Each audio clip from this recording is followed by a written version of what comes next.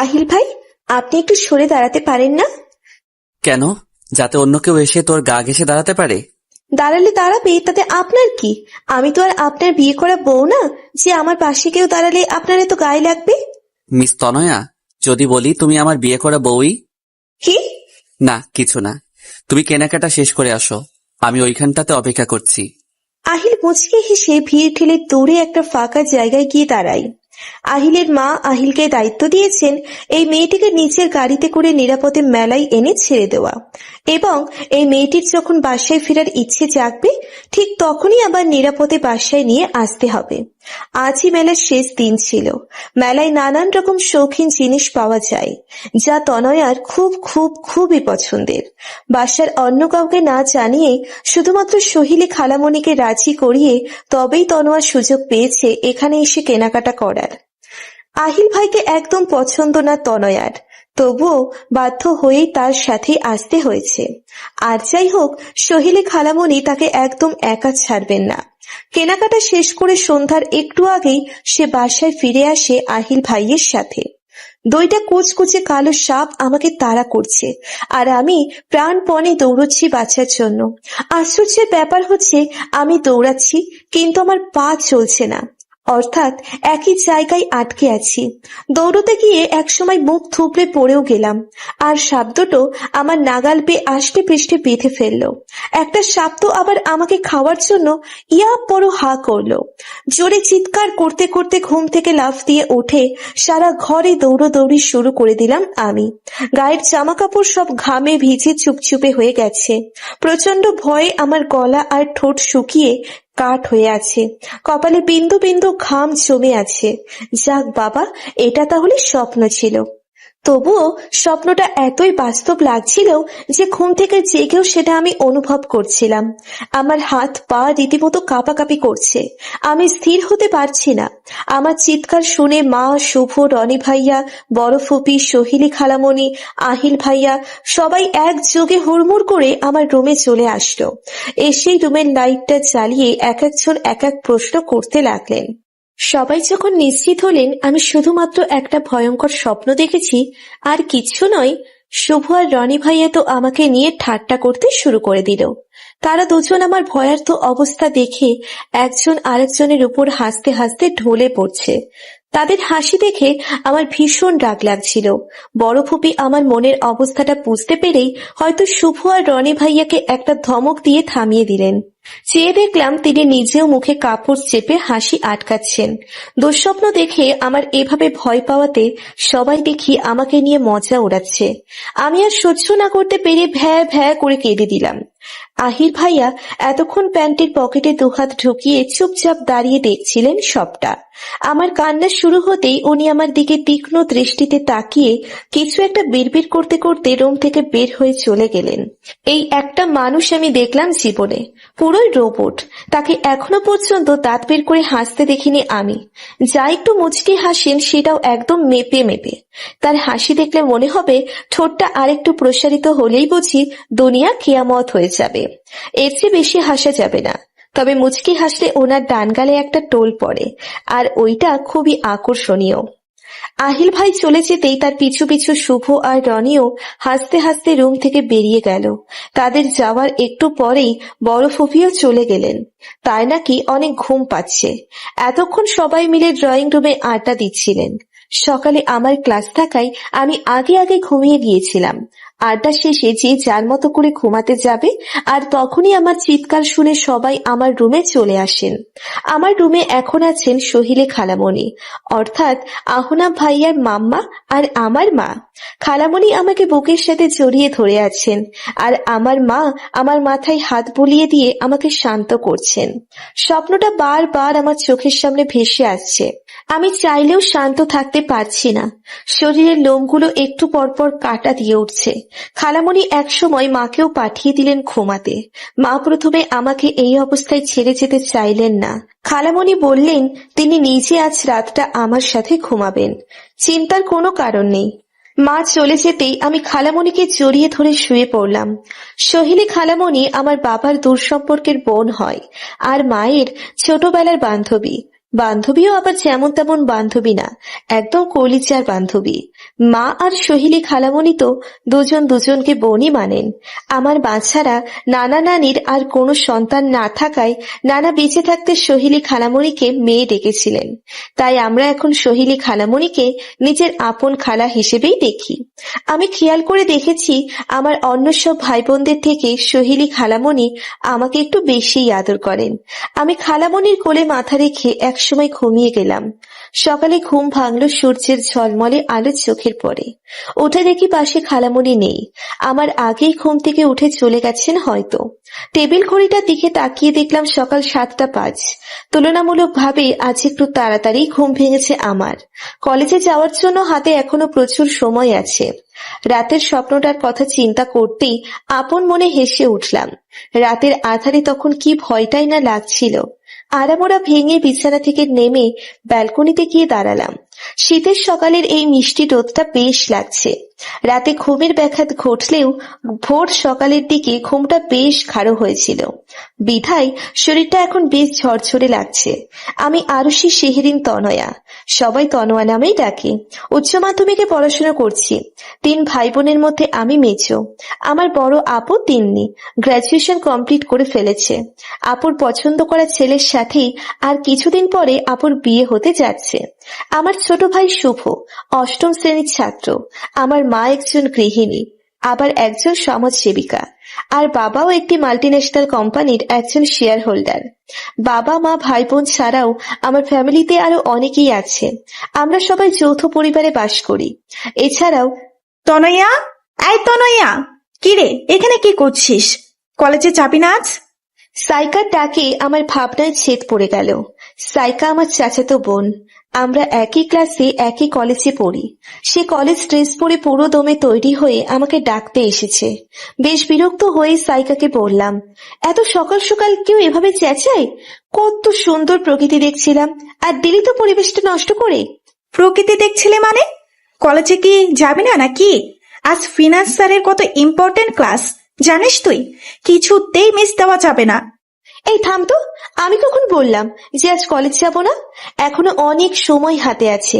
একটু পর রেডি হয়ে নিচে নামবো। তুই যা এখন। কয়টা বাজে দেখেছিস? হাতে সময় নেই একদম, আর তুই বলছিস অনেক সময়। সাইকা ওর হাত ঘড়িটা আমার চোখের সামনে এনে ধরলো। ঘড়িতে সময় 8:25। সময় দেখে আমার চক্ষু চড়ক কাজ। একটু আগেই তো দেখলাম 7:05 বাজে। এত তাড়াতাড়ি সময় যায় কিভাবে? দ্রুত রুমে এসে টেবিল ঘড়িটা দেখলাম, সেখানে এখনো 7:05 দেখাচ্ছে।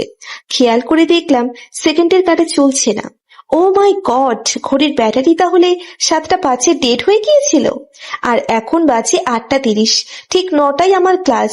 আজ প্রথমেই finance class. Important lecture miss হয়ে গেলে আমার নিজেরও ক্ষতি। তাছাড়া বলা তো যায় না, স্যার যেরকম একরোখা মানুষ, ভরা ক্লাসে অপমানও করে বসতে পারেন। আমি তাড়াতাড়ি মুখ হাত ধুয়ে রেডি হয়ে যখন নিচে নামলাম, সাইকার ততক্ষণে সকালের নাস্তা শেষ প্রায়। সবাই খাবার টেবিলে বসে নাস্তা করছিল। বিশাল লম্বা খানদানি ডাইনিং টেবিল আমাদের। পরিবারে মানুষ বেশি হওয়ায় দাদাভাই বিশেষ অর্ডার দিয়ে এরকম সাইজের ডাইনিং টেবিল বানিয়ে নিয়েছেন। ডাইনিং রুমে গিয়ে সাইকাকে তাড়া দিলাম জলদি নাস্তা শেষ করে আসার জন্য। আমাকে দেখেই মা তাড়া দিলেন, তুই দাঁড়িয়ে আছিস কেন? দেরি না হয়ে যাচ্ছে তোদের? জলদি বস, আমি আগে থেকে নাস্তা রেডি করে রেখেছি তোর। মা আজ খাওয়ার সময় নেই, ইম্পর্টেন্ট একটা ক্লাস আছে, জলদি যেতে হবে। রিক্সা সময় মতো না পেলে আবার আরো ঝামেলা হয়ে যাবে। আরে তুই খালি পেটে বের হবি নাকি? মা আমি ক্লাস শেষে ক্যান্টিন থেকে কিছু খেয়ে নিব, প্লিজ আজ জোর করো না, প্লিজ মা। এই সাইকা হয়েছে তোর, রেখেই চলে গেলাম কিন্তু। তনয়ের মা রাহেলা বেগম জানেন যে মেয়ে যেহেতু একবার বলে দিয়েছে খাবে না, তখন হাজার জোর করলেও সে খাবে না। তনয়ের প্রত্যেকটা মতিগতি আর কথার ভঙ্গি দেখেই তিনি বুঝতে পারেন তনয়ের কোন কথার জোর কতটুকু, আর বুঝতে পেরেই তিনি আর জোর করলেন না। কিন্তু সহিলি বেগম তা বুঝতে চাইলেন না। তিনি কিছুতেই তনয়াকে না খেয়ে কলেজে যেতে দিবেন না। তনয়া, মা তুই খেয়ে যাবি, একার তো দেরি হলে হবে। আমরাও তো আগে কত ক্লাস মিস করেছি, না খেয়ে যেতে হয় না মা। খালামণি, এটা একটা ইম্পর্টেন্ট ক্লাস, আমাকে সময় মতো পৌঁছতেই হবে। খেতে বসতে দেরি হয়ে যাবে, আর ঠিক সময় রিক্সা না পেলে তো আরো দেরি হবে। তুই খেতে বস মা, তোদের রিক্সায় যেতে হবে না। আহিল তোদের ওর গাড়িতে করে কলেজে পৌঁছে দেবে ঠিক সময় মতো। ওদের দিয়ে আসতে পারবি না আহিল বাবা? আহিল এতক্ষণ মাথা নিচু করে বসে চুপচাপ নিজের নাস্তা করছিল। মায়ের কথা শুনে এবার মাথা তুলে একবার তনয়া ও একবার সাইকার দিকে তাকিয়ে ছোট্ট করে জবাব দিল, পারবো। কেন জানি আহিল ভাইয়াকে আমার একদমই পছন্দ লাগে না। মনে মনে ভাবলাম, এমন একটা রোবটের সাথে যাওয়ার চেয়ে তো পায়ে হেঁটে যাওয়াই ভালো। সাইকার দিকে চেয়ে দেখলাম এই অফারে সে খুশিতে বেশ গদগদ করছে। সাইকা কিছু বলে ওঠার আগেই আমি বললাম, না না খালামণি, তার কোনো দরকার নেই, আমরা চলে যাব রিক্সাতে, আর কিছু খেয়েও নিব কলেজে গিয়ে, প্রমিস। এই চল চল সাইকা, এবার যেতে হবে। আমি আর সাইকা বাসা থেকে বেরিয়ে মেইন রোডে এসে দাঁড়ালাম রিক্সার জন্য। বাড়িতে দুটো গাড়ি থাকার পরেও আমাদেরকে বেশিরভাগ সময় রিক্সা করে কলেজে যাওয়া আসা করতে হয়। বাবা আর চাচু খুব সকাল সকাল উঠেই দুটো গাড়ি নিয়ে দুই দিকে ছোটে। কাজ আর কাজ, কাজ ছাড়া তাদের জীবনে যেন আর কোনো লক্ষ্যই নেই। যেদিন বাবা বা চাচুর কোনো একজনের অফিসের কাজের চাপ একটু কম থাকে, সেদিন হয়তো একটা গাড়ি ভাগে পাওয়া যায়, অন্যথায় রিক্সাই সম্বল।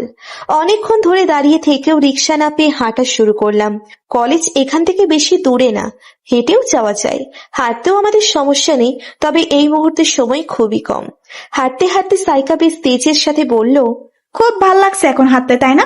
খালামণি যে বলল আহিল ভাই আমাদের কলেজে পৌঁছে দিবে, তো তুই রাজি হলি না কেন? এখন তো আরামে আহিল ভাইয়ের গাড়িতে বা বাইকে করে কলেজে যেতে পারতাম। চুপ, রাজি হয়নি বেশ করেছি। ওই রোবটটাকে দেখলেই আমার বুকের পানি শুকিয়ে যায়, আর ওনার সাথেই ওনার পাশে বসে কিনা আমার কলেজে যাব। তোর এত শখ থাকলে তুই আমার সাথে আসলি কেন? ওনাকে বলতি যে তোকে নামিয়ে দিতে। আরে আরে, রেগে যাচ্ছিস কেন? আমি তো এমনি বললাম।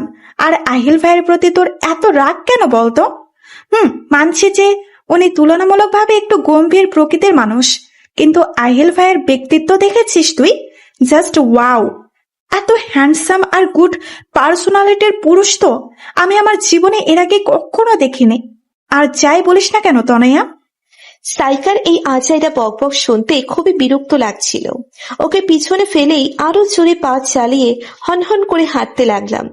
সোহেলি খালামণি তার দুই ছেলে মেয়ে আহিল ও আয়রাকে নিয়ে ইউকে থাকেন। আহিল পড়াশোনা শেষ করে সে দেশেই বিজনেস স্টার্ট করে দিয়েছে, আর আয়রা, যে কিনা আহিল ভাইয়ার থেকে প্রায় 18 বছরের ছোট, সে এবার ক্লাস 5-এ পড়ে। খালামণিরা বাংলাদেশে বেড়াতে এসেছেন প্রায় 15 দিন যাবত। 10 বছর পূর্বে আয়রা যখন খালামণির পেটে, খালু তখন ব্রেন স্ট্রোক করে মারা যান। আহিল ভাইয়া তখন পড়াশোনার জন্য নতুন ইউকেতে গিয়েছিল। বাবার হঠাৎ মৃত্যুতে তিনি আর তার মাকে একা এই অবস্থায় দেশে রাখতে সাহস পাননি। আত্মীয় স্বজনদের নিষেধ না মেনে নিজের সাথেই ইউকে নিয়ে গিয়েছিল। সেই থেকেই খালামণি ইউকে থাকেন। সেখানেই আয়রার জন্ম হয়। ঢাকাতে খালামণিদের নিজেদের বাড়ি গাড়ি সবই আছে।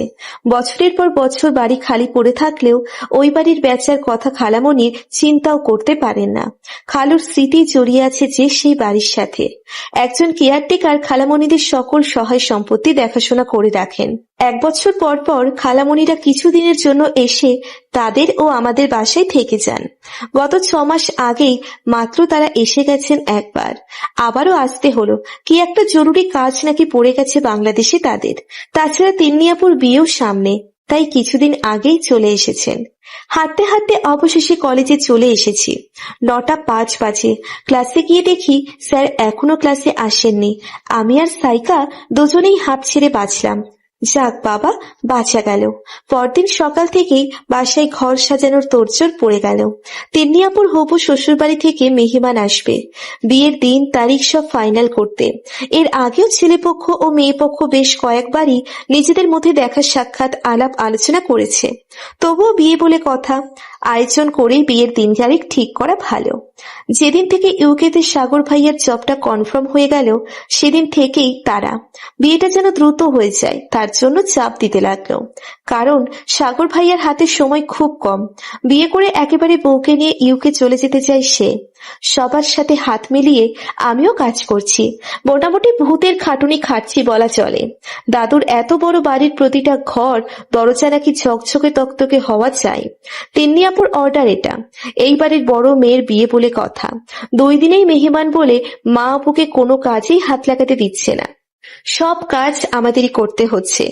ইস, তিন্নি আপুর তো আরামই আরাম।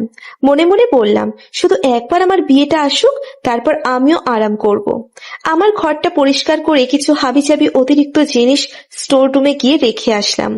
আসার সময় রান্নাঘরের পাশ দিয়ে আসছিলাম, তখনই মায়ের মুখে তনয়া নামটা শুনে আমি একটু কৌতূহলী হয়ে কান পাতলাম। রান্নাঘরে মা আর সোহেলি খালামণি মিলে রান্না করছে, পাশেই চাচি আর বড় ফুপু কাটাকাটি করছে। সোহেলি খালা মাকে উদ্দেশ্য করে বললেন, ভালোই ভালোই তিন্নির বিয়েটা হয়ে গেলেই কিন্তু আমরা আর দেরি করব না রে রাহেলা। এইদিকে আয়ার স্কুল মিট যাচ্ছে, আর আমার কাজ পাগল ছেলেটাও তো অস্থির হয়ে যাচ্ছে বাসায় ফেরার জন্য। তনয়াকে আবার বিয়ে পড়িয়ে সামাজিকভাবে উঠিয়ে নিয়ে চলে যাব সোজা ইউকে। তিন্নির জামাইয়ের চাকরিটা ইউকে হওয়াতে কিন্তু বেশ ভালোই হলো, 2 বোন একই দেশে থাকতে পারবে। সেটা না হয় ঠিক আছে, কিন্তু আমি ভাবছি তনয়া তো এখনো কিছুই জানে না। ও শোনার পর কি রিয়েক্ট করবে সেটা নিয়েই চিন্তা। তুই কোনো চিন্তা করিস না রাহেলা, ওইটা আমি ম্যানেজ করব। তনয়া লক্ষ্মী মেয়ের মতো সব কথা শুনবে আমার, দেখিস। মা আর খালামণির আর কোনো কথা আমার কানে ঢুকছে না আপাতত।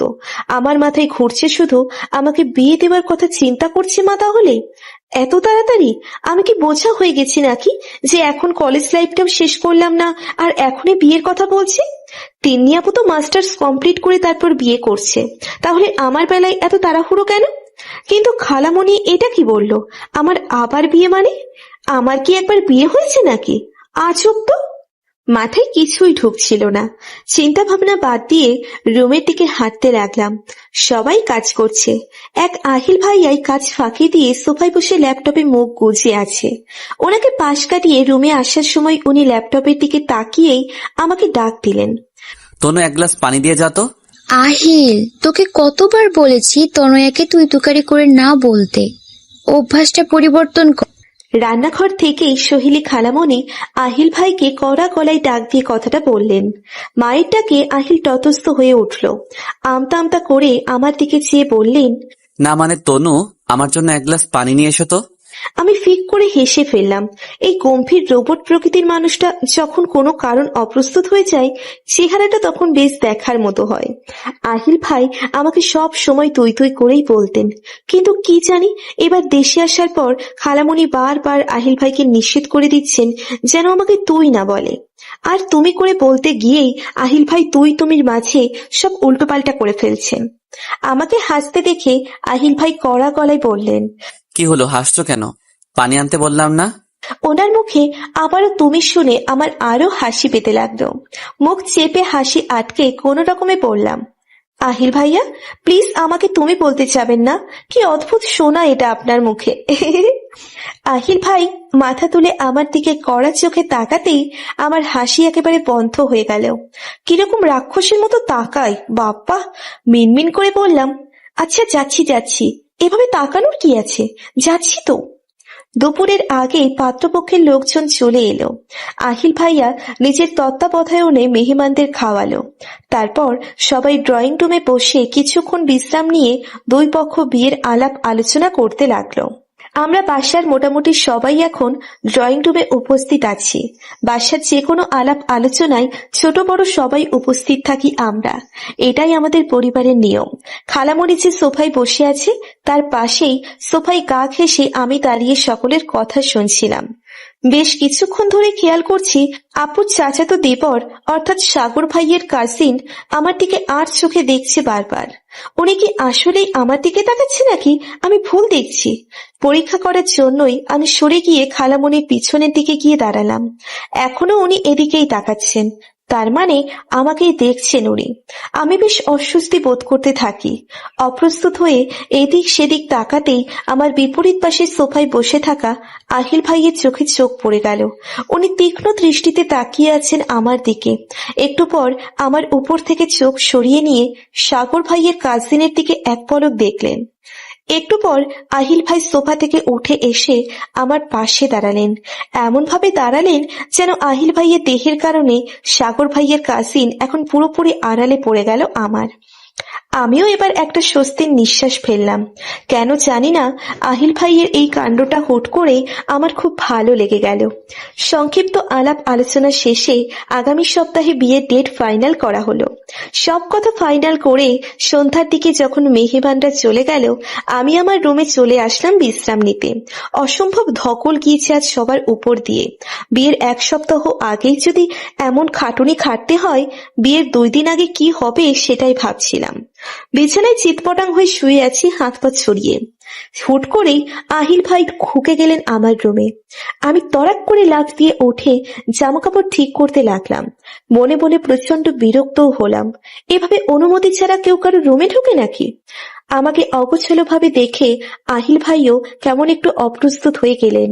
তাড়াতাড়ি আমার উপর থেকে চোখ ফিরিয়ে নিয়ে রুমের বাহিরে চলে গেলেন। একটু পরেই বাহিরে থেকে ডাক দিলেন। তনু, শুনতে পাচ্ছি, বলুন।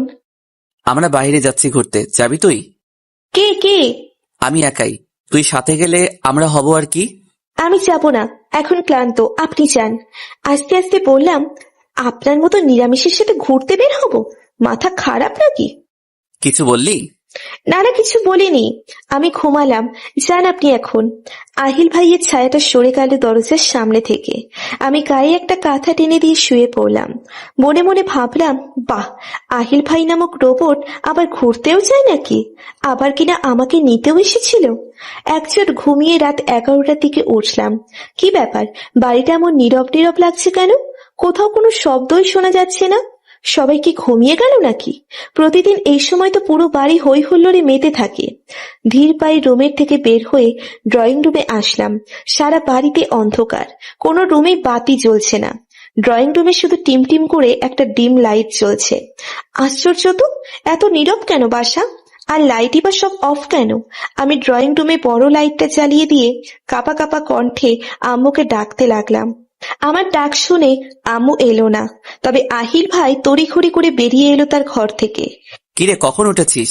ভয় পেয়েছিস নাকি? আমাকে ডাকলি না যে? আমি তো এতক্ষণ এখানেই ছিলাম।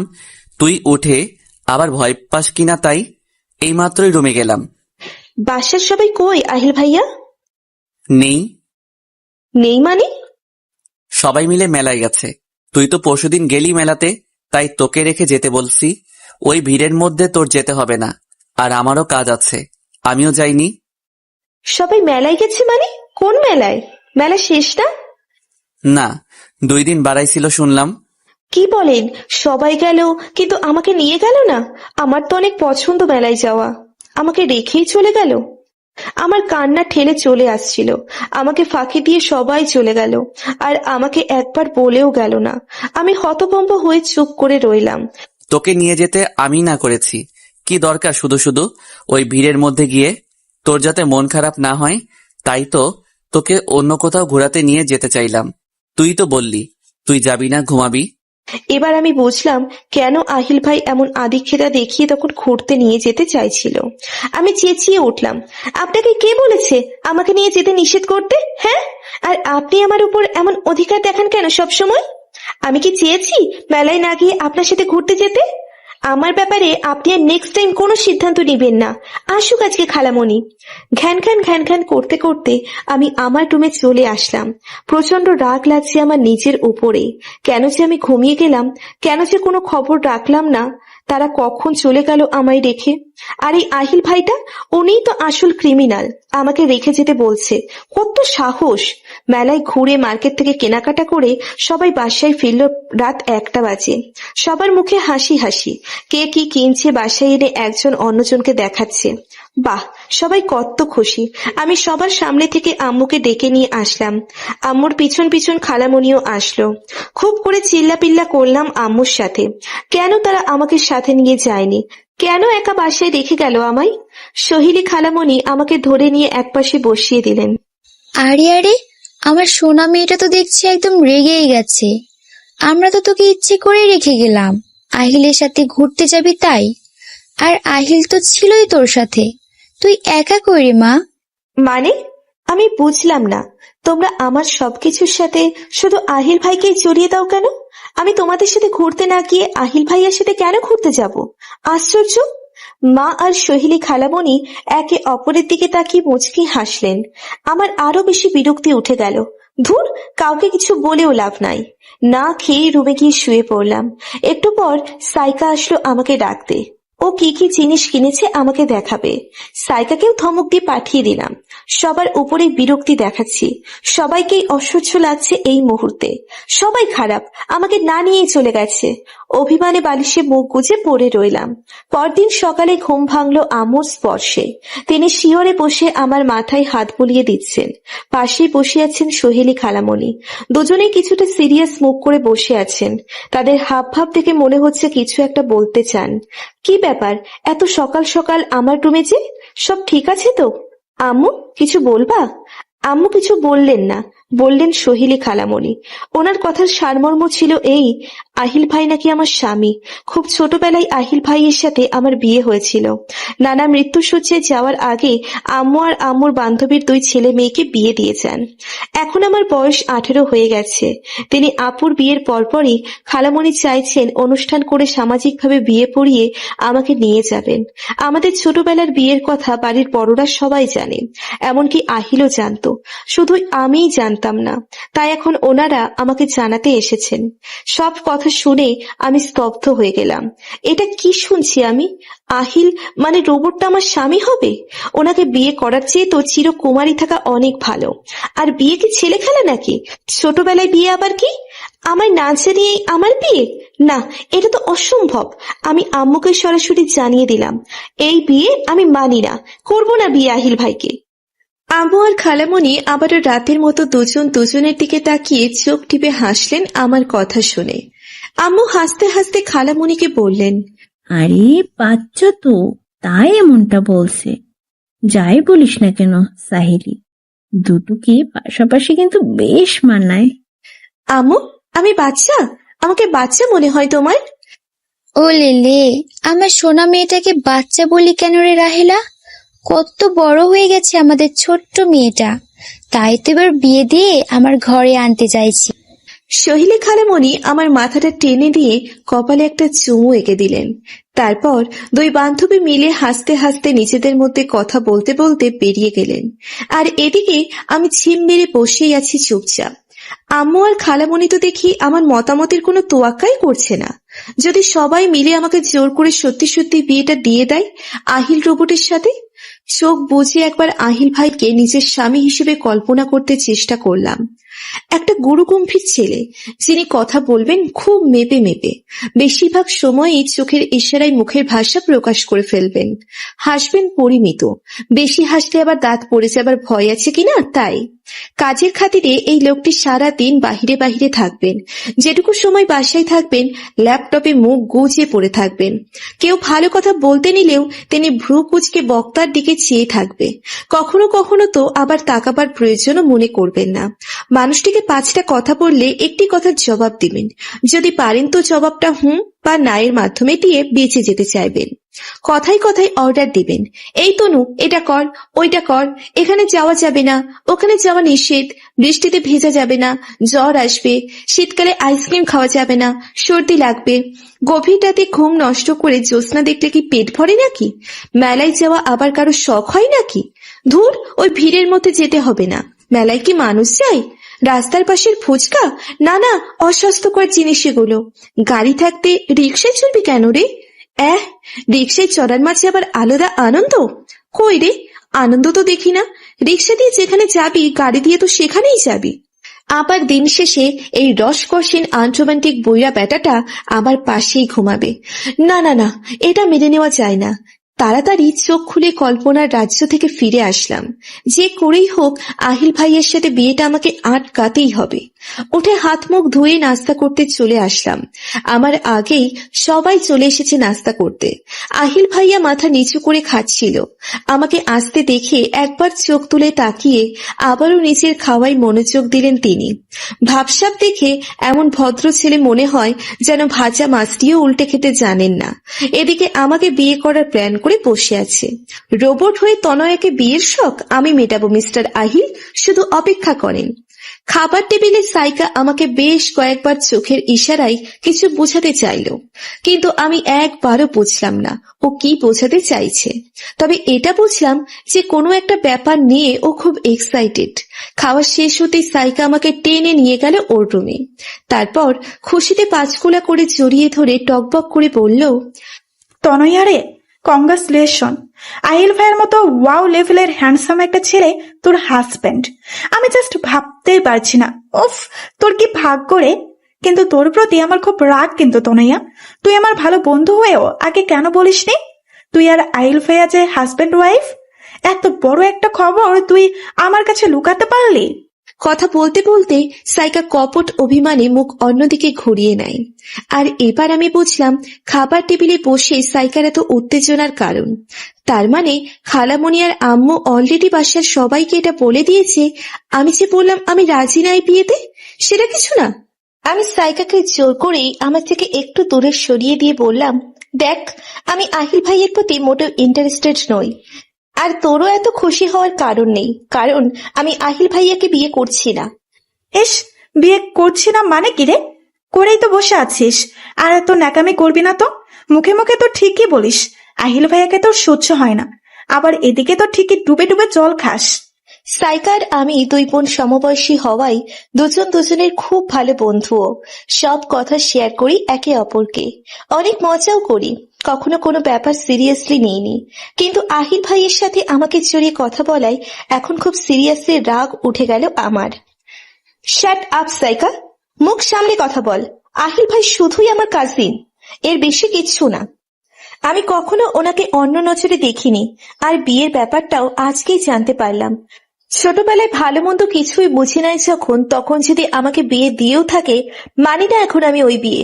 ভালো হয় এই ব্যাপার নিয়ে আমাকে আর ঘাটাস না। আমার হঠাৎ রেগে যাওয়ায় সাইকা ফাটা বেলুনের মতো একদম চুপসে গেল। আমি আর কিছু না বলেই ওর রুম থেকে মেজাজ দেখিয়ে বেরিয়ে আসলাম। আজকাল আমার সাথে সবকিছু এমন উল্টোপাল্টা হচ্ছে কেন বুঝলাম না। যা কিছু হচ্ছে সবই খারাপ হচ্ছে। আমিও অল্পেতেই রেগে যাচ্ছি। ভাবলাম ছাদে গিয়ে ঠান্ডা হাওয়া খেয়ে মনটা একটু ফ্রেশ করে আসি। সিঁড়িতে পা রাখতেই ভাবি ভাবি ডাক শুনে আমি থমকে দাঁড়ালাম। পিছনে তাকাতেই দেখলাম ভাবি ভাবি করে ডাকতে ডাকতে আয়রা আমার দিকে ছুটে আসছে। আয়রাকে আমি ভীষণ পছন্দ করি, দেখতেও একদম পুতুলের মতো মিষ্টি একটা মেয়ে। কিন্তু ও ভাবি ডাকছে কেন? আয়রা তো আমাকে সবসময় আবি বলে ডাকে। আয়রা কাছে আসতেই আমি ওর গাল টেনে দিয়ে বললাম, কি ব্যাপার আয়রা, আপ্পিকে ডাকছো কেন? ছাদে যাবে আমার সাথে? ভাবি, তোমাকে আমার ভাইয়া ডাকে। আয়রা, ভাবি কেন ডাকছো আমায়? আমি তো তোমায় তনয়া আপ্পি। আমি জানি তুমি এখন আর তনয় আপি না, তুমি আমার ভাইয়ের বউ। ভাইয়া বলেছে এখন থেকে তোমাকে ভাবি বলে ডাকতে। কথাটা বলেই ছোট্ট আয়রা মুখ খুশিতে ঝলমল করে ওঠে। সে আমার হাতটি তার ছোট্ট দুহাতের মধ্যে নিয়ে ঝাঁকাতে থাকে, আর ভরা দৃষ্টিতে আমার দিকে তাকিয়ে আবার বলতে লাগলো, তুমি তো খুবই ভালো আপি, আমার ভাইয়াও খুবই ভালো। তুমি ভাইয়ার বউ হলে আমি খুব খুশি। তুমিও আমার সাথে আমাদের বাসা যাবে তো ভাবি? আমরা দুজন একসাথে থাকতে পারবো, অনেক মজা হবে, তাই না ভাবি? আয়রার মুখে ভাবি ডাকটা শুনতে আমার অস্বস্তি লাগলেও আয়রাকে আমি কিছুই বলতে পারলাম না। এই ছোট্ট মিষ্টি মেয়েটিকে কিছু বলাও যায় না। আমার সমস্ত রাগ গিয়ে পড়লো আহিল ভাইয়ের উপর। ওনার সাহস হয় কি করে আমাকে ভাবি ডাকতে বলার আয়রাকে? আয়রাকে ড্রয়িং রুমে রেখে আমি হনহন করে আহিল ভাইয়ের রুমের দিকে গেলাম। আম্মু বা খালামণিকে কিছু বলে কাজ হবে না জানি, যা বলার আহিল ভাইকেই বলতে হবে, তবেই যদি উনি বিয়েটা ভাঙেন। রুমে কোথাও দেখতে পেলাম না আহিল ভাইকে। গেল কই? ব্যালকনিতেও চেক করে দেখতে না পেয়ে চলে আসতে যাব, তখনই বাথরুম থেকে আহিল ভাই ডেকে বলল, তনু, এদিকে আয় তো। এদিকে কোন দিকে? বাথরুমে? আয়। আমি বাথরুমে যাব? তবে আর বলছি কি? না না, আপনি কি বলবেন বলেন, আমি এখান থেকেই শুনছি। আর আপনার সাথে আমার কিছু কথা আছে, আপনি বেরিয়ে আসেন তাড়াতাড়ি। কিছুক্ষণ অপেক্ষা করেও বাথরুমের কোনো সারা শব্দ পেলাম না। কি ব্যাপার, রোবটটা আবার বাথরুমে ঘুমিয়ে পড়লো নাকি? আমি কান পাতার জন্য বাথরুমের দরজার কাছে গিয়ে গাটা দরজার সাথে যেই না এলিয়ে দিলাম, অমনি ধাম করে বাথরুমের ফ্লোরে গিয়ে পড়লাম। আসলে বাথরুমের দরজার ছিটকিনি লাগানো ছিল না, আর আমি সেটা খেয়াল না করেই শরীরের সমস্ত ভার দরজার উপর রেখে কান পাততে গেছিলাম। ফলশ্রুতিতে এখন ভেজা ফ্লোরে জামা কাপড় লেপ্টে পড়ে আছি। অট্ট হাসি কানে আসতেই আমি নিচে পড়ে থেকেই মাথাটা তুলে উপরের দিকে তাকালাম। আহিল ভাই দাঁত বের করে হাসছেন আমার দিকে চেয়ে। হাসির দমকে ওনার মুখ আর কান ইতিমধ্যে লাল হয়ে গেছে। আহিল ভাইয়ের হাসি দেখে প্রথমে তো আমি অবাক হলাম, আহিল ভাই হাসতেও জানে? কিন্তু সাথে সাথে নিজের পরিস্থিতিটা মনে হতেই লজ্জা পেয়ে গেলাম। আমি পড়ে গেছি আর এটা দেখে তিনি হাসছেন। একদিকে লজ্জাও লাগলো, আবার অন্যদিকে আমার মেজাজটাও বিগড়ে গেল। এখানে হাসির কি হলো? আশ্চর্য তো। মুখটা কালো করে যেই না উঠতে যাব, অমনি আবারও কাপড় কাচার সাবানের ফেনায় হাতটা পিছলে গিয়ে 4 হাত পা চারদিকে ছড়িয়ে শরীরটা আরো বেশি প্রসারিত করে পড়ে গেলাম। আহিল ভাইয়ের সামনে দুইবার এভাবে বিচ্ছিরি ভাবে পড়ে গিয়ে লজ্জায় এবার আমার কান্নায় চলে আসলো। মাথাটা এবার টান কাত করে ফ্লোরের সাথে মিলিয়ে দিয়ে ভ্যা ভ্যা করে কেঁদে দিলাম।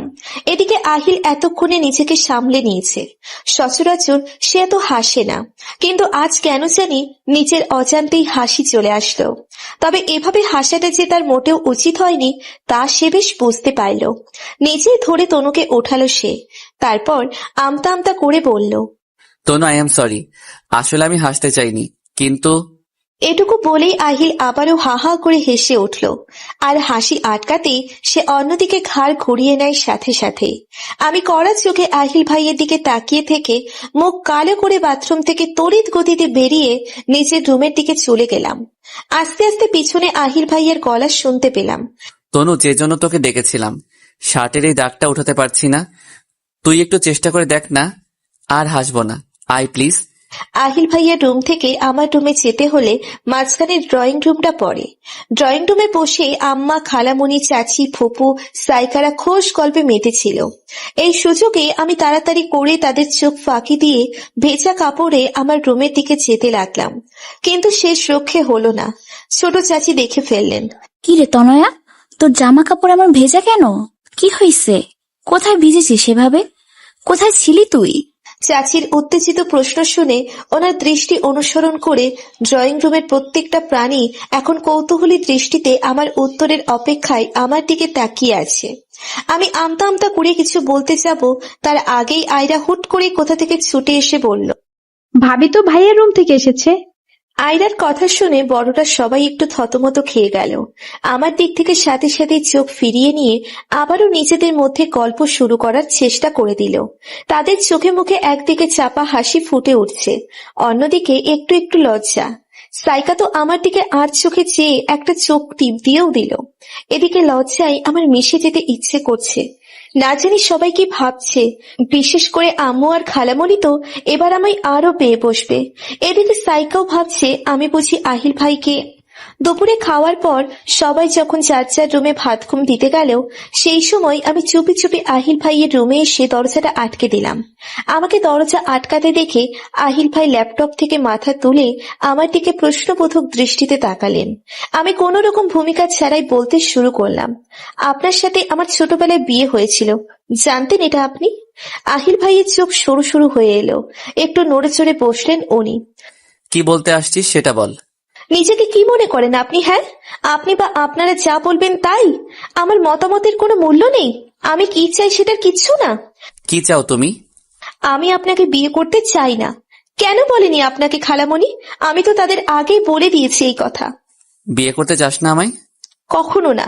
কিন্তু কেন? সেটার উত্তর আমি আপনাকে দিতে বাধ্য না। তবুও বলতে চাই, আমি কোনো রোবটকে বিয়ে করতে পারবো না। আমার শেষ কথাটা শুনে যার পরনায় বিস্মিত হয়ে আহিল ভাই বললেন, রোবট? আমি রোবট? আচ্ছা, রোবট কেন মনে হচ্ছে আমাকে, শুনি তো। আহিল ভাই শেষ প্রশ্নটা করতে গিয়ে সকৌতুক ফুটে উঠেছে ওনার চোখে। দেখেই বোঝা যাচ্ছে আমার সিরিয়াস কথাগুলোকে উনি মজার ছলেই নিচ্ছেন। কি আশ্চর্য, আমার কথা কেউই সিরিয়াসলি নিচ্ছে না কেন? বুঝলাম এখানেও কিছু বলে লাভ নেই। মনে মনে জেদ নিয়ে অসহায়ের মতো চুপ করে দাঁড়িয়ে রইলাম আমি। আমাকে চুপ থাকতে দেখে আহিল ভাই আমার উপর থেকে দৃষ্টি সরিয়ে নিয়ে আবার ল্যাপটপের স্ক্রিনে দৃষ্টি নিবদ্ধ করলেন। তারপর শান্ত গলায় বললেন, তুই যে বিয়ে করবি না বলছিস, সেটা মা আমাকে বলেছে। আর এটাও বলেছে তোর এই পাগলামি ঠিক হয়ে যাবে। একবার বিয়েটা হতে দে। তিন্নির বিয়ের কিছুদিন পর পরই আমার সাথে তোর বিয়ে, বুঝছিস? যা এবার গিয়ে ঘুমা, আমাকে কাজ করতে দে। আর হ্যাঁ, কাল জিজ্ঞেস করছিলা না কেন এত অধিকার খাটাই তোমার উপর? এই জন্যই খাটাই। এবার পুরোপুরি মনোযোগ দিয়ে আহিল ভাই ল্যাপটপের কিবোর্ডে চাপতে লাগলেন। আমি যে এখনো এখানেই দাঁড়িয়ে ওনার দিকে চোখ কটমট করে চেয়ে আছি, সেটা উনি ঘুণাক্ষরেও টের পেলেন বলে মনে হলো না। পরের 2 দিন অনবরত সবাইকে আমি নানানভাবে বোঝাতে লাগলাম আমি এই বিয়েতে রাজি না, কিন্তু কেউই আমার কথায় পাত্তা দিচ্ছিল না। সবার প্রতি প্রচুর অভিমান জমতে জমতে শেষমেশ অনেক চিন্তা ভাবনা করে পরিকল্পনা মাফিক একটা একটা কাণ্ড ঘটিয়ে বসলাম। আর তাতে সফলতাও পেলাম। ক্যান্সেল হয়ে গেল আহিল রোবটের সাথে আমার বিয়ে। আজ আমার মনটা বেশ ফুরফুরে লাগছে। যেদিকে তাকাই যা দেখি সবই ভালো লাগে। বিশেষ করে আহিল ভাইকে চোখের সামনে দেখতে হচ্ছে না। আহ, শান্তি! অবশেষে আমি পেরেছি। অনেক চেষ্টা করেও যখন কাউকে মানাতে পারছিলাম না, কেউ আমার কথার পাত্তাই দিচ্ছিল না, তখন অনেক ভেবে ভেবে গতকাল একটা প্ল্যান তৈরি করি।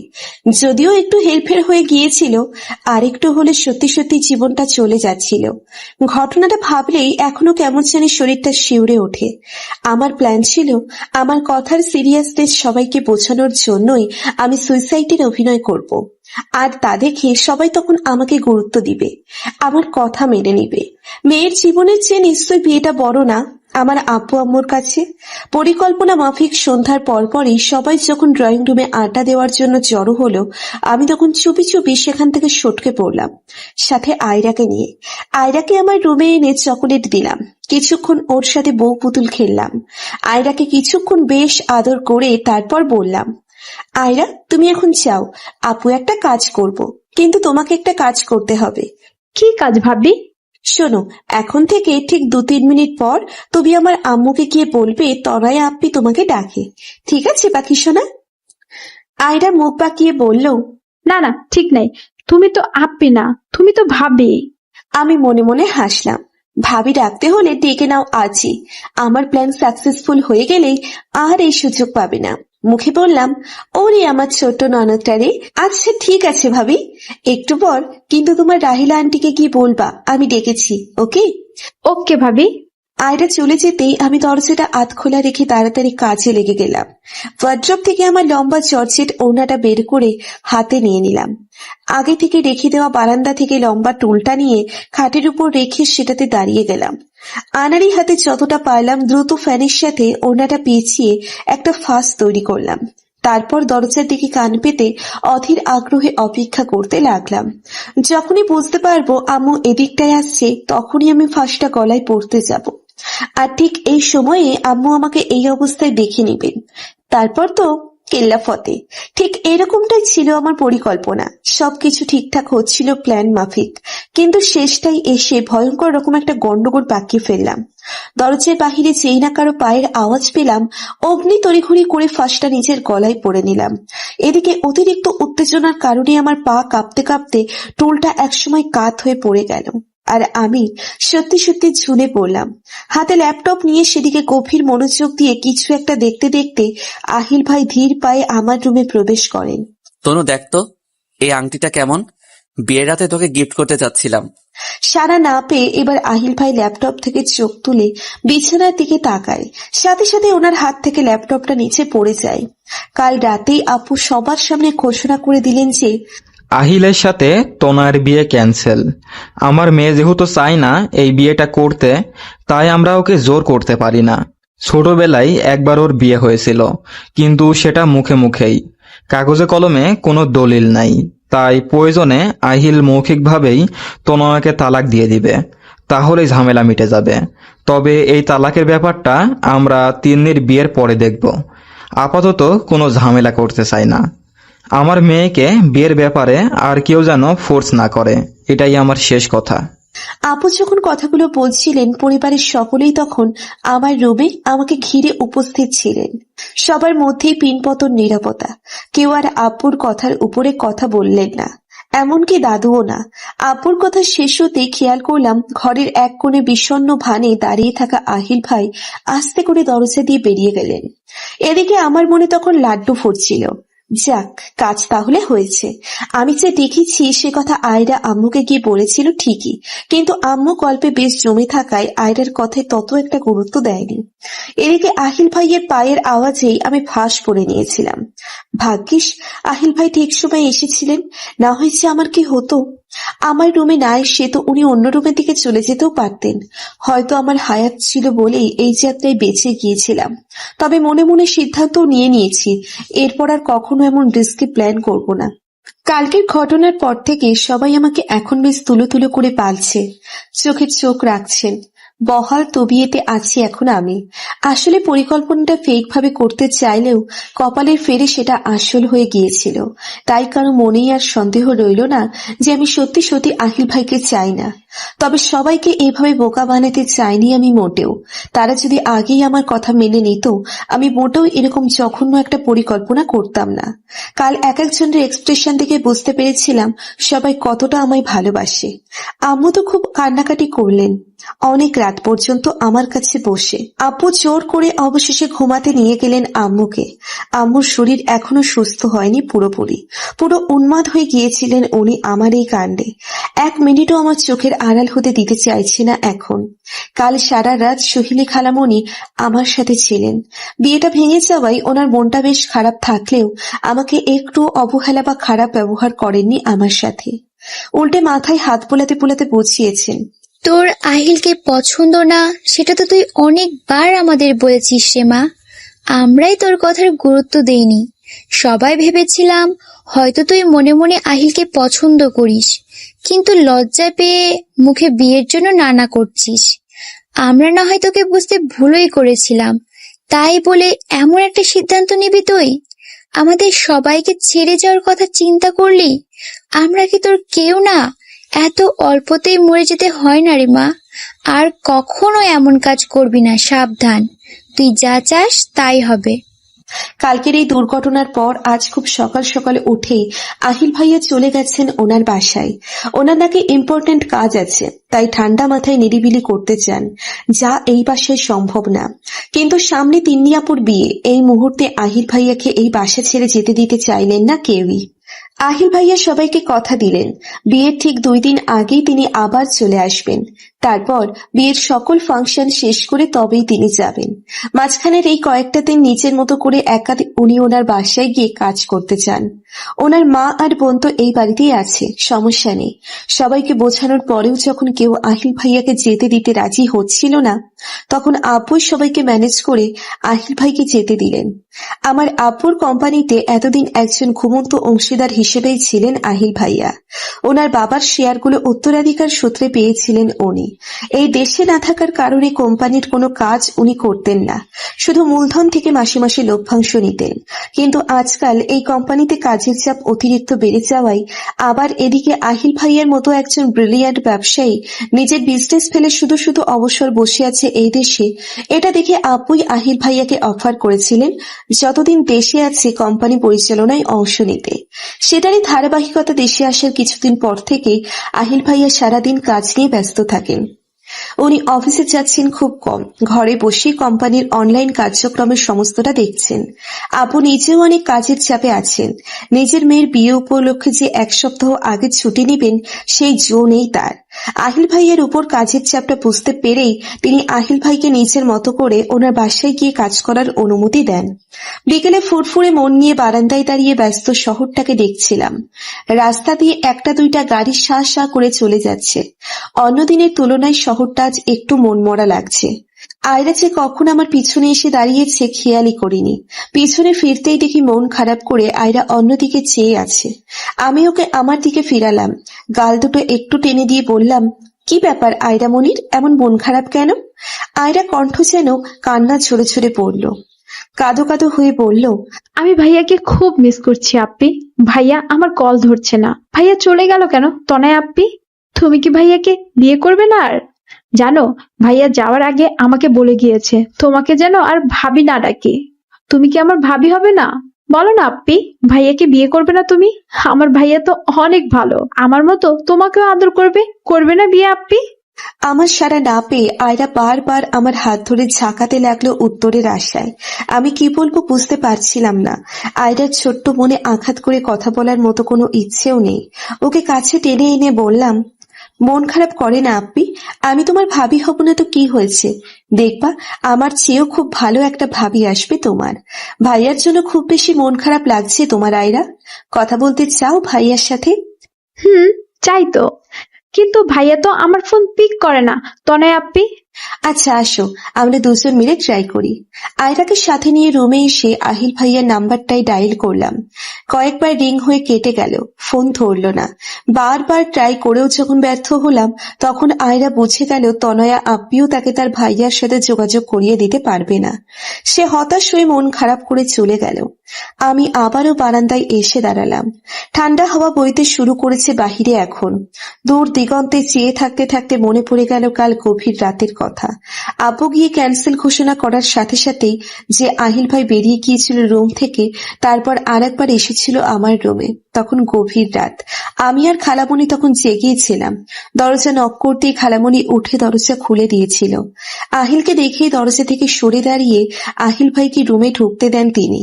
তারপর খালামণি কিছু না বলেই কিছু সময়ের জন্য ড্রয়িং রুমের দিকে চলে যায়। খালামণি চোখের আড়াল হয়ে যেতেই আহিল ভাইয়া রুমের দরজাটা বন্ধ করে দেয়।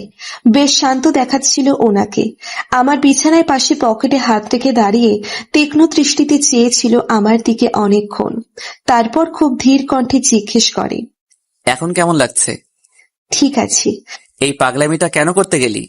আমার কিছু করার ছিল না, আর কেউ আমার কথা শুনতেই চাইছিল না। আপনি নিজেও তো জোর করেই বিয়ে করতে যাচ্ছিলেন আমায়। আমি আর কি করতে পারতাম বলেন?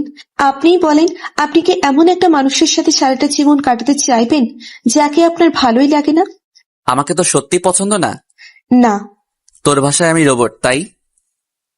আর যদি আমি তোর মতো করে, তোর চাওয়ার মতো করে রোমান্টিক হয়ে যাই, তোর যা যা পছন্দ তাই তাই করি, তবুও বিয়েটা করবি না? না না না, তবুও না। আপনাকে আমার ভালোই লাগে না একদম। কেন বুঝতে চাইছেন না আহিল ভাই? আমার স্ট্রেট কথা শুনে আহিল ভাই কি কিছুটা বিচলিত দেখালো। এভাবে করে ওনার মুখের উপর হয়তো এর আগে কেউ কখনো না বলেনি। তিনি দাঁড়িয়ে না থেকে এবারে পায়চারি করতে শুরু করে দিলেন সারা ঘরময়। একটু পর আবার স্থির হয়ে দাঁড়ালেন।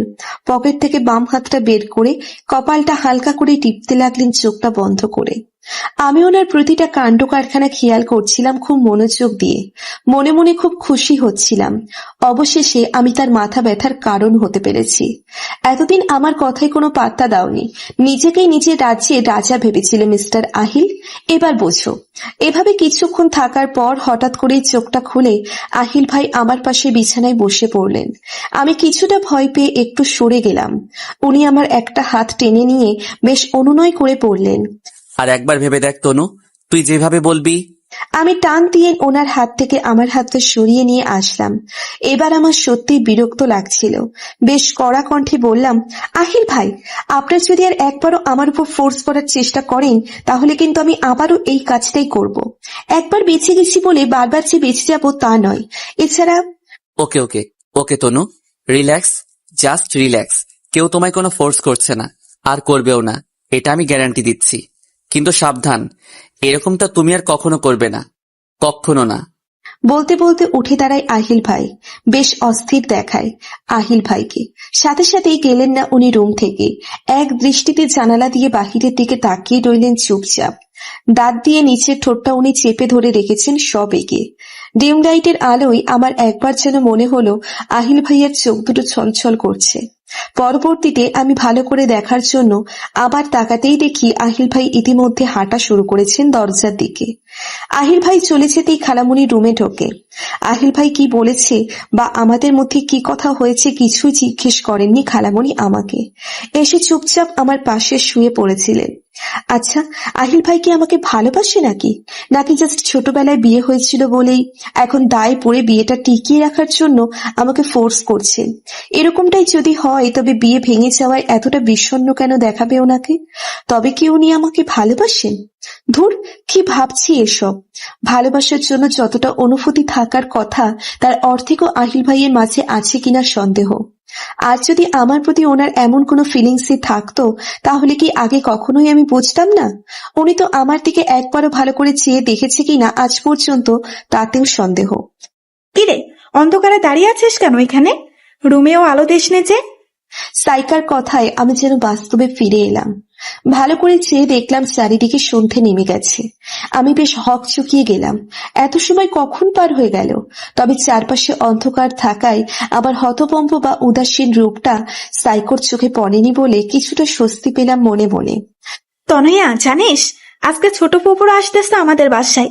একটু আগেই ফোন করেছিল, আজ রাতের ট্রেনেই এসে নামবে।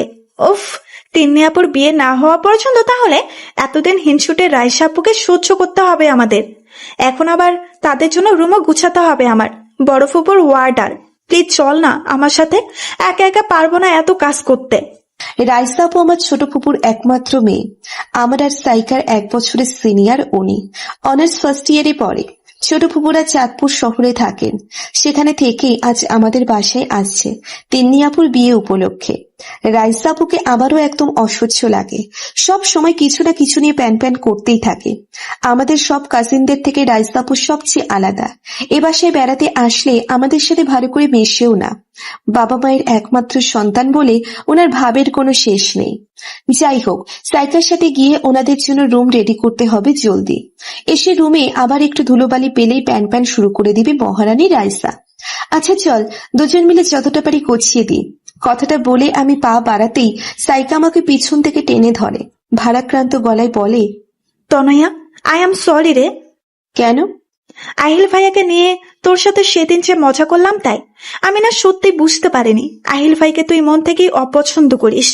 আমরা কেউই তোকে বুঝিনি, আর তাই তুই অভিমান করে তুই চলে গেলে আমার কি হতো রে? আমি কার সাথে আমার সব কথা শেয়ার করতাম? মরে যাওয়া কি সব সমস্যার সমাধান হলো? বলতে বলতে আমাকে জড়িয়ে ধরে সাইকা ভ্যাও ভ্যাও করে কেঁদে ফেলল। সে এতক্ষণে তনয়াকে একটু একা পেয়েছে। একা পেতেই নিজের আবেগ আর সংবরণ করতে পারল না। এই বাড়িতে তার সমবয়সী আর কেউ নেই তনয়া ছাড়া। আর সেই তনয়াও কিনা সবার উপর রাগ করে পৃথিবী ছেড়ে চলে যেতে চেয়েছিল। সাইকা আরো জোরে জোরে কেঁদে ওঠে। সাইকা একটু বোকা বোকা আর একঘেয়ে টাইপের হলেও ওর মনটা খুব নরম, এটা আগেই জানতাম। আমিও জড়িয়ে ধরলাম ওকে। ওর কান্না দেখে আমারও চোখে পানি চলে আসলো। এইবারে সবাই যে আমায় এত এত ভালোবাসে তা হয়তো কখনোই এভাবে জানা হতো না যদি সত্যিই মরে যেতাম। ফুপা ফুপি আর রাইসা আপুর জন্য দোতলায় একদম কোনার 2টা রুম রেডি করতে হবে। রাত 12টার আগেই ওনারা চলে আসতে পারে, তাই দ্রুত হাতে রুম না গোছালে সময় মতো রেডি করতে পারবো না। আমি আর সাইকা উত্তর পাশের কোণের ঘর দুটোর কাছে যেতেই দেখি রুম অলরেডি অর্ধেক গোছানো শেষ। চাচি, তিন্নিয়াপুর, রনি ভাইয়া, শুভ, সাইকার বোন সাইফা, রনি ভাইয়ার ছোট 2 ভাই রাহি, রাফি সবাই মিলে ভাগাভাগি করে 2 রুম গোছাচ্ছে। সাইকার আমাকে আসতে দেখেই চাচি সাইকাকে একটা কাজে লাগিয়ে দিল, কিন্তু আমাকে কেউ কোনো কাজ করতে বলল না। আমি নিচে থেকে বিছানার চাদরটা হাতে নিয়ে বিছাতে যাব, তখনই তিন্নিয়াপু এসে বাধা দিলেন। তনয়া, তুই রেস্ট কর, গিয়ে যা। আমরা করছি তো, এই তো একটু পর হয়ে যাবে গোছানো। তুই যা বোন। পরিবারের সকলের এই ব্যবহারটা এখন আর নতুন লাগছে না আমার কাছে।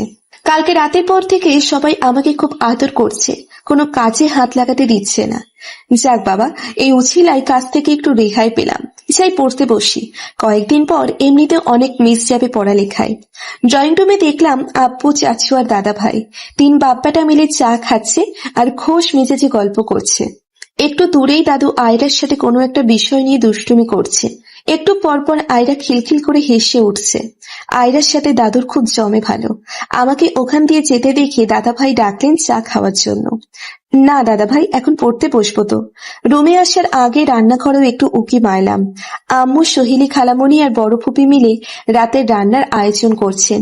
ছোট ফুপির কি একটা কথা নিয়ে তারা 3 জনে হেসে একদম লুটোপুটি খাচ্ছেন। ছোট ফুপি, ছোট ফুপা আর রাইসা, তাদের 3 জনের ফ্যামিলিটাই একটা হাস্যকর বিষয় হয়ে দাঁড়ায় মাঝে মাঝে আমাদের কাছে। আমাকে দেখে বড় ফুপি ডাক দিলেন। কিরে তনয়া, ওখানে দাঁড়িয়ে কেন? আয় এদিকে, কিছু খাবি? ক্ষুধা লাগছে? না ফুপি, একবারে ভাত খাবো একটু পরে, এখন পড়তে বসবো। বড় ফুপি আমাদের বাড়িতেই থাকেন অনেক বছর ধরে। ওনার স্বামীটা ভালো পড়ে নাই। ফুপিকে কথায় কথায় মারধর করতেন, খারাপ ব্যবহার করতেন। অনেক সহ্য করার পর ফুপি যখন আর নিতে পারেননি এই অত্যাচার, তখন দাদা ভাইয়ের কাছে এসে সব বলে দেন। নিজের আদরের মেয়ের সাথে স্বামীর বাড়িতে এহেন অত্যাচার হয় শুনে দাদা ভাই আর সময় নষ্ট না করে কিছুদিনের মধ্যেই ফুপিকে ডিভোর্স করিয়ে নিজের বাড়িতে নিয়ে আসেন। সেই থেকে তিনি আর 3 ছেলেকে নিয়ে এখানেই আছেন। বড় ফুপির একটা প্রধান বৈশিষ্ট্য হলো কথায় কথায় হাসবেন, আবার একটু কিছু হলেই কান্না করে ভাসিয়ে দিবেন সব। বড় ফুপিকে আড়ালে আমরা ছিচকাদুনি ফুপি বলেই ডাকি। ওনার এই নিকনেম একদিন কোনোভাবে উনি শুনে ফেলেছিলেন, আর সে কি কান্না, বাবারে বাবা। আমাদের বাসার প্রত্যেকটি মানুষেরই আলাদা আলাদা কিছু অদ্ভুত বৈশিষ্ট্য আছে, জানিয়ে আমরা একজন অন্যজনকে খ্যাপাই সুযোগ পেলেই। দাদা ভাইয়ের এই বিশাল বাড়িটা আজ অনেক ভরা ভরা লাগছে। সবাই বাড়িতেই আছে আজ, শুধু আহিল ভাই ছাড়া। অনেক রাতে আয়রা হঠাৎ করে বায়না ধরল সে তার ভাইয়ার কাছে যাবে। আয়রার বায়না শুনে খালামণি আহিল ভাইকে ফোন দিয়ে এই বাসায় আসতেও বলেছিল। আহিল ভাই নাকি আসতে পারবে না এখন, তার প্রজেক্টটার কাজ শেষ হলে একেবারে 2 দিন পর এখানে চলে আসবে বলে আয়রাকে ফোনে সান্ত্বনা দিয়ে দিল। আয়রা তখনকার মতো মেনে গেলেও আহিল ফোন রাখতেই আবার সেই একই জেদ করতে লাগলো। খালামণি শেষে বিরক্ত হয়ে 2 ঘা বসিয়ে দিলেন আয়রার পিঠে। আয়রার সে কি কান্না! সবাই খালামণিকে বকতে লাগলো আয়রাকে কেন মারলো। আসলে আয়রার আহিল ভাই দুজনের চোখের মণি। আর এতটা সময় আহিলকে দেখতে না পেয়ে আয়রা বেশ আবেগপ্রবণ হয়ে উঠেছিল। বিশেষ করে রাতের বেলায় আয়রা একদম অস্থির হয়ে যায় ভাইয়াকে না দেখতে পেলে। আমি আয়রাকে আমার রুমে নিয়ে আসলাম। অনেকভাবে আদর করে ওকে শান্ত করতে চেষ্টা করলাম, কিন্তু ও কিছুতেই থামছে না। তারপর আহিল ভাইকে ফোনে ট্রাই করলাম, তিনিও ফোন ধরছেন না। শেষমেশ আয়রাকে এই বলে শান্ত করলাম যে কাল যে করেই হোক সবার চোখ ফাঁকি দিয়ে আমরা আহিলের কাছে যাব দেখা করতে। পরদিন সকালে ঘুম থেকে উঠতেই দেখি আয়রা আমার আগে উঠে বসে আছে বিছানায়। কাল রাতে ওকে আমার সাথে ঘুম পাড়িয়েছিলাম। আমাকে আড়ামোড়া দিয়ে চোখ খুলতে দেখে অধীর আগ্রহে আয়রা জিজ্ঞেস করলো, ও তনয় আপ্পি, তোমার এতক্ষণ লাগে উঠতে? আমি তো সেই কখন থেকে উঠে তোমার জন্য অপেক্ষা করছি। আজকেও দেরি করে উঠতে হবে তোমার? চোখ টলতে টলতে ঘুম ছড়ানো কণ্ঠে বললাম, আমার জন্য অপেক্ষা করছিলে কেন গো পাখি? আর আয়রামণি আজ এত সকাল সকাল উঠে গেছে যে, আজকে কি খুব বিশেষ কোনো দিন? বারে আপ্পি, তুমি ভুলে গেলে আজ তো আমরা ভাইয়ের কাছে যাব। আমি সারা রাত একটু ঘুমাইনি, সকাল হবার জন্যই অপেক্ষা করছিলাম। আসো এক্ষুনি যাই। আয়রা খুব ব্যগ্র হয়ে উঠল যাওয়ার জন্য। আমার মনে পড়ল কাল রাতে একটা মিথ্যে সান্ত্বনা দিয়ে আয়রাকে আমি শান্ত করেছিলাম। ইস, এই সরল মেয়েটা সেটা সত্যি ভেবে কত আশা নিয়েই না বসে আছে। ধুর, আমার মোটেও উচিত হয়নি আয়রাকে এমন মিথ্যে আশ্বাস দেওয়া। আয়রার আসল বয়স 10 হলেও মানসিক এবং শারীরিক দিক থেকে একদম 5 বছরের বাচ্চার মতো ও। আমি খুব আগে কার কাছ থেকে একবার শুনেছিলাম কোনো একটা ডিসঅর্ডারে আক্রান্ত আয়রা, কিন্তু লক্ষণগুলো আয়রার মাঝে একদম ক্ষীণ হওয়ার কারণে কেউ তেমন কিছু বুঝতে পারে না। আর খালামণিও কাউকে কিছু বলেন না এই ব্যাপারে। সঠিক পরিচর্যা আর অনুকূল পরিবেশ পাওয়ার কারণেই আয়রা বিশেষ শিশু হওয়া সত্ত্বেও অনেকটা আমাদের মতো স্বাভাবিক আচরণ করতে সক্ষম। যাই হোক, এই সকাল সকাল ছোট্ট আয়রার মনটা ভেঙে দিতে একদম ইচ্ছে করলো না। তাই এখনকার মতো কিছু একটা বলে ওকে ক্ষান্ত করতে হবে। আয়রা শোনো, এত সকাল সকাল তো আমাদের কেউ বের হতে দিবে না, তাই না বলো? আমাদের তো লুকিয়ে বের হতে হবে, কিন্তু এখন তো বাসায় সবাই আছে, আমরা তো লুকিয়ে যেতে পারবো না। আপ্পি, লুকিয়ে কেন যাব? আমার ভাইয়ের সাথে আমি দেখা করব, তাহলে কার কি? সবাইকে জানিয়ে যাব। আমরা তো কাউকে ভয় পাই না, তাই না আপ্পি? আয়রা, তুমি তো অনেক বুদ্ধিমতী। তুমি আমার কথাটা আগে শোনো, তাহলে বুঝতে পারবে। ওকে, শোনো, বাসার কেউ যদি জানে তনয়া আয়রার ভাইয়াকে বিয়ে করতে চায় না, কিন্তু তবুও আয়রাকে নিয়ে দেখা করতে যাচ্ছে আয়রার ভাইয়ের সাথে, সবাই তনয়াকে পচা ভাববে, তাই না বলো? বলবে, ছি, তনয়া কি পচা, যাকে পছন্দ করে না আবার তার কাছেই যায়। বলবে না বলো? আয়রা আয়রা কিছুক্ষণ চুপ করে থেকে কিছু একটা ভাবলো, তারপর মাথা চুলকে বলল, চলবে তো পচা। কিন্তু আপ্পি, তুমি আমার ভাইয়াকে পছন্দ করো না কেন? আমার ভাইয়া কি পচা? এবার আমি পড়লাম বিপাকে, কি উত্তর দিব বুঝতেছি না। আমি কি করে বোঝাবো আয়রাকে এটা ভালো আর পচার ব্যাপার না। পছন্দ হতে গেলে একটা মনের টান দরকার হয়, যা আমি কখনো অনুভব করিনি আহিল ভাইয়ের প্রতি। আয়রাকে কোনো জবাব দেওয়ার আগেই সোহিনী খালামণি আমার রুমে প্রবেশ করলেন। খালামণি এসে আয়রাকে নিয়ে গেল নাস্তা করাতে। আমাকেও বলল জলদি ফ্রেশ হয়ে নিচে যেতে। যাক, আয়রার হাত থেকে হাঁপ ছেড়ে বাঁচলাম। ফ্রেশ হয়ে আগে গেলাম ফুপা ফুপি আর রাইসা আপুর সাথে দেখা করতে। কাল রাতে প্রায় 2টা পর্যন্ত জেগেছিলাম আমরা ছোটরা, কিন্তু ওনাদের আসতে লেট হচ্ছিল বিধায় ঘুমিয়ে গিয়েছিলাম। এখন তাড়াতাড়ি গিয়ে দেখা না করলে আবার কোন দোষ ধরে আল্লাহ মালুম। আহিল ভাইয়ের রুমটা ক্রস করে ফুপিদের রুমে যেতে হয়। যখন আহিল ভাইয়ের রুমের সামনে দিয়ে যাচ্ছিলাম তখন হঠাৎ করে কে যেন আমার হাতটা ধরে এক টানে আমাকে আহিল ভাইয়ের রুমে নিয়ে গেল। প্রথমে ভয় পেয়ে পরে ভালো করে চেয়ে দেখি রাইসা আপু। আরে রাইসা আপু, কেমন আছো? রাতে কখন এসেছিলে? হয়েছে এত আদিক্ষেতা দেখাস নে। দেখলাম তো আমার আসার আগেই সবাই ঘুমিয়ে মরা হয়েছিলে তোরা। আমাদের ওয়েলকাম জানানোর জন্য এই বাড়ির 2-4টা মানুষ ছাড়া একজনও জেগেছিলি না।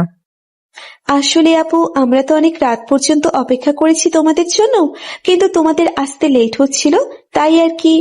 থাক, আর বলতে হবে না, বাদ দে, আমি আবার এসব ধরে বসে থাকি না। আচ্ছা বলতো, ওই ঘরটাই কেন আবারও আমার জন্য সিলেক্ট করা হয়েছে?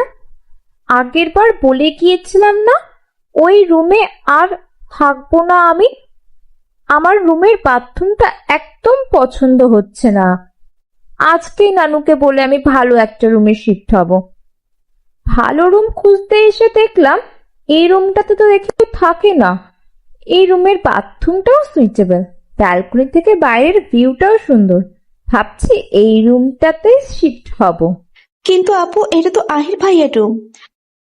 আহিল আহিল আহিল ওহ, আচ্ছা, এই যে ইংল্যান্ড পাশে তোর কাজিনটা, যার কথা প্রায় বলে বড় মামি। বাহ, এতদিন শুধু মামির মুখে সেই ছেলেটার প্রশংসাই শুনে এসেছি, এবার তাহলে সামনাসামনি দেখা হচ্ছে। উনি এই বাড়িতে আর আমরাও এই বাড়িতে, একদম খাপে খাপ মিলে গেল তো। তা উনি কি একাই এসেছেন নাকি? কথা বলতে বলতেই রাইসা আপুর দৃষ্টি নিবদ্ধ হলো বেডের সাইডে টেবিলে রাখা আহিল ভাইয়ের একটি হাস্যোজ্জ্বল ফটোর দিকে। রাইসা আপু ফটোটা হাতে নিয়ে এক দৃষ্টিতে চেয়ে থাকতে থাকতে বললেন, বাহ, এই সেই সুপুরুষ তাহলে।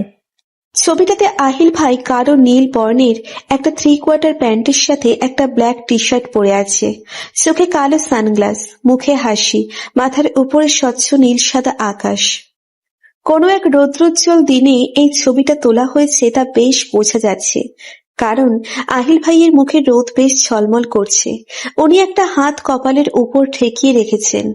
আশ্চর্যের বিষয় হলো এতদিন ধরে আমি এই রুমে আসা যাওয়া করছি, এর আগে একবারও ভালো করে লক্ষ্য করে দেখিনি ছবির এই মানুষটাকে। আরো চিন্তা করে দেখলাম ছবি তো দূরের কথা, আহিল ভাইয়ের চেহারাটাও তো এর আগে এত ভালো করে কখনো দেখিনি আমি। রাইসা আপুর সাথে কথা বলছিলাম, একটু পরে আম্মুর গলা শোনা গেল। তিনি নাস্তা করতে যাওয়ার জন্য ডাকছেন আমাকে আর রাইসা আপুকে। এসে দেখি ডাইনিং রুমে ইতিমধ্যে সবাই হাজির হয়ে গেছেন। ছোট ফুপা ফুপিও এখানেই আছেন। তাদের সালাম দিয়ে কুশল বিনিময় করলাম। ছোট ফুপা আস্তে করে সালামের জবাব দিয়ে খাটটা ঘুরিয়ে অন্যদিকে চেয়ে নিচু স্বরে বললেন, কি দিনকালে না আসলো, এখনকার পোলাপাইন মুখে একটা সালাম দিয়ে হাত ধুয়ে ফেলে। ফুপার কথা শুনে আমি কিছুটা অপ্রস্তুত হয়ে আম্মুর দিকে তাকালাম। আম্মু চোখে ইশারা করতেই আমি উঠে ফুপার দিকে গেলাম পায়ে ধরে সালাম করার জন্য। এটা দেখে ফুপা তাড়াতাড়ি করে দেখিয়ে বললেন, থাক থাক থাক থাক, আর সালাম করতে হবে না মা, বেঁচে থাকো বেঁচে থাকো। এবার তাকালাম ফুপির দিকে, তিনিও হাতের ইশারায় বুঝিয়ে দিলেন থাক, সালাম করতে হবে না। ডাইনিং রুমে আসার পর থেকেই ফুপি এক দৃষ্টিতে আমাকে দেখছিলেন। এতক্ষণে কথা বললেন উনি। কিরে তনয়া, তুই এমন শুকাই গেছিস কেন রে? খাস না নাকি? ইস, গায়ের রংটাও কেমন পোড়া পোড়া হয়ে গেছে, কেমন চিমসা চিমসা লাগছে তোকে।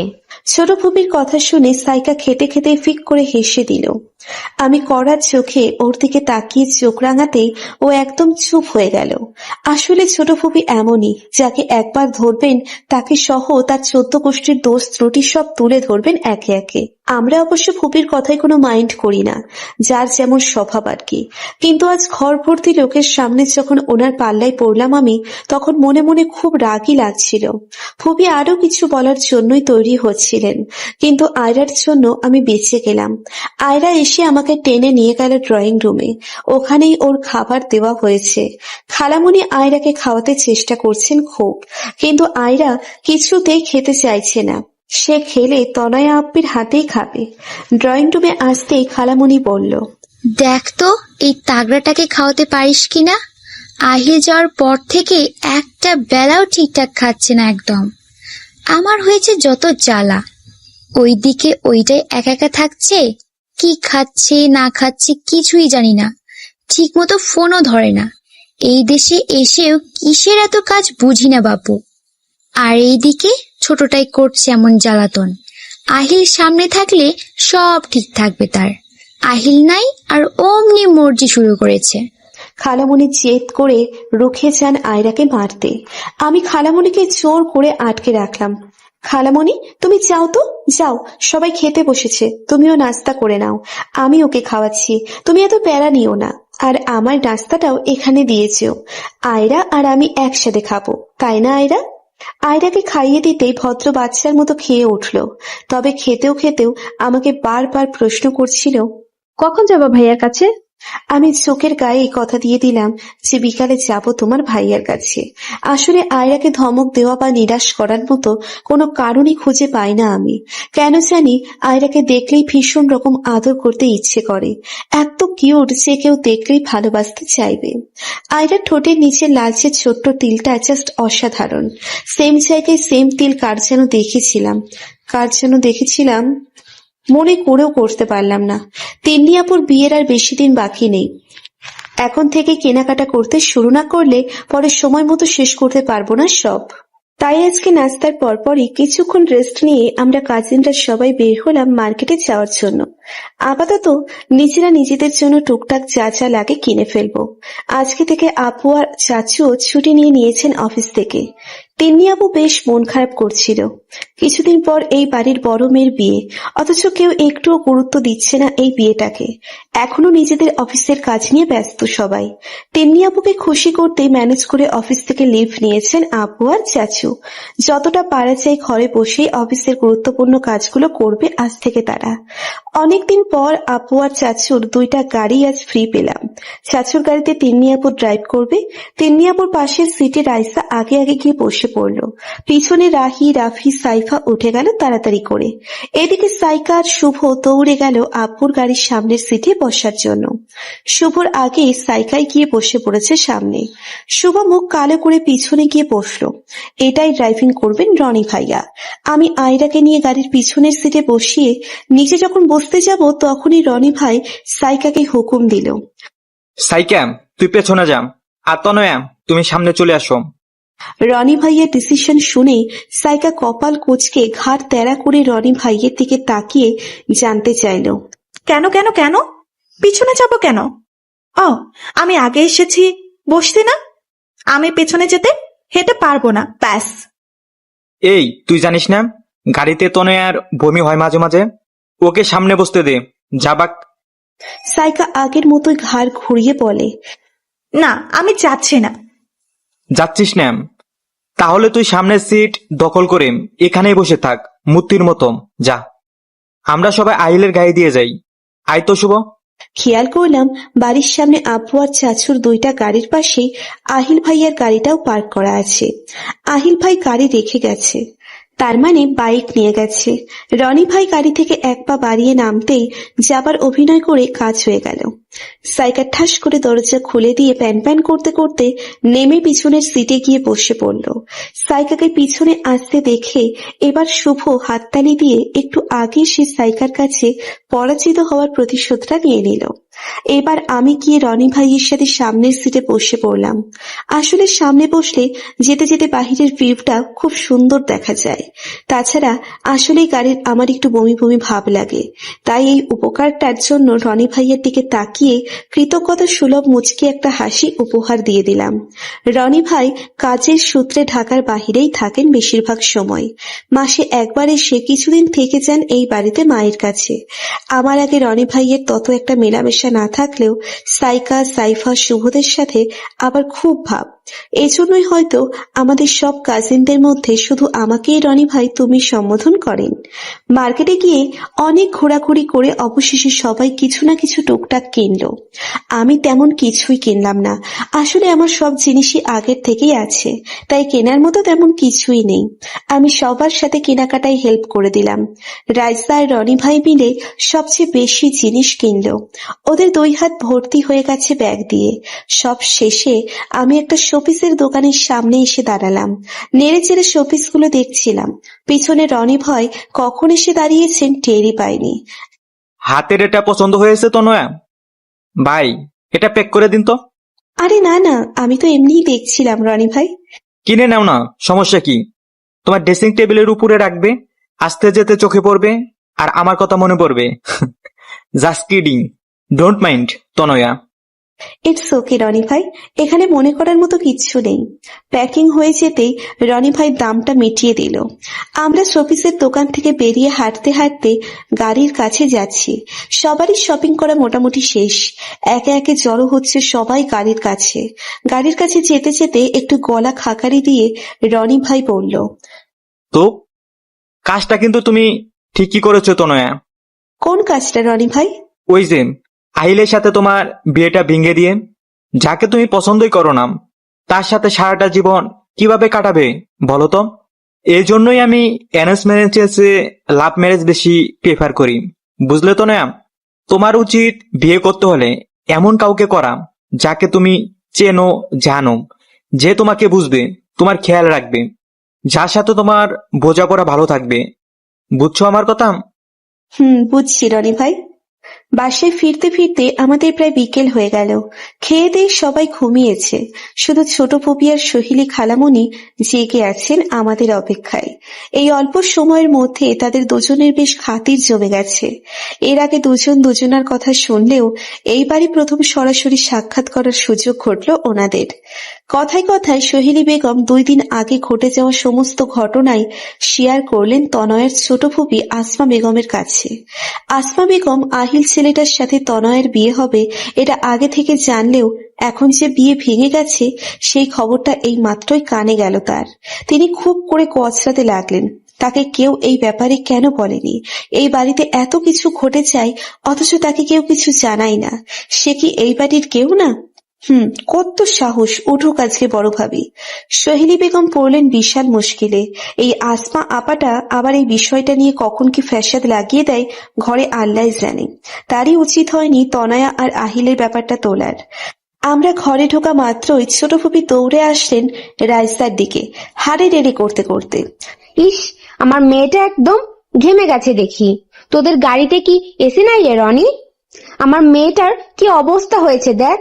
ইস, দেখেন দেখেন সোহেলি আপা, এই দেখেন আমার মেয়েটা অল্পতেই কেমন ঘেমে লাল হয়ে গেছে। অনেক আদরে রাখি তো, তাই একটুও গরম সহ্য করতে পারে না। উফ, আসো আম্মু, আসো, রুমে আসো, লেবুর শরবত করে দিচ্ছি।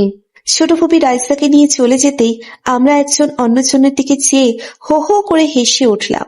ছোট ফুপির মেয়ে তো না, যেন একদম হীরের টুকরা, আর আমরা সবাই ভেসে আসা খড়কুটো। সোহেলি খালামণি আমাকে আর আয়রাকে রুমে নিয়ে গেলেন।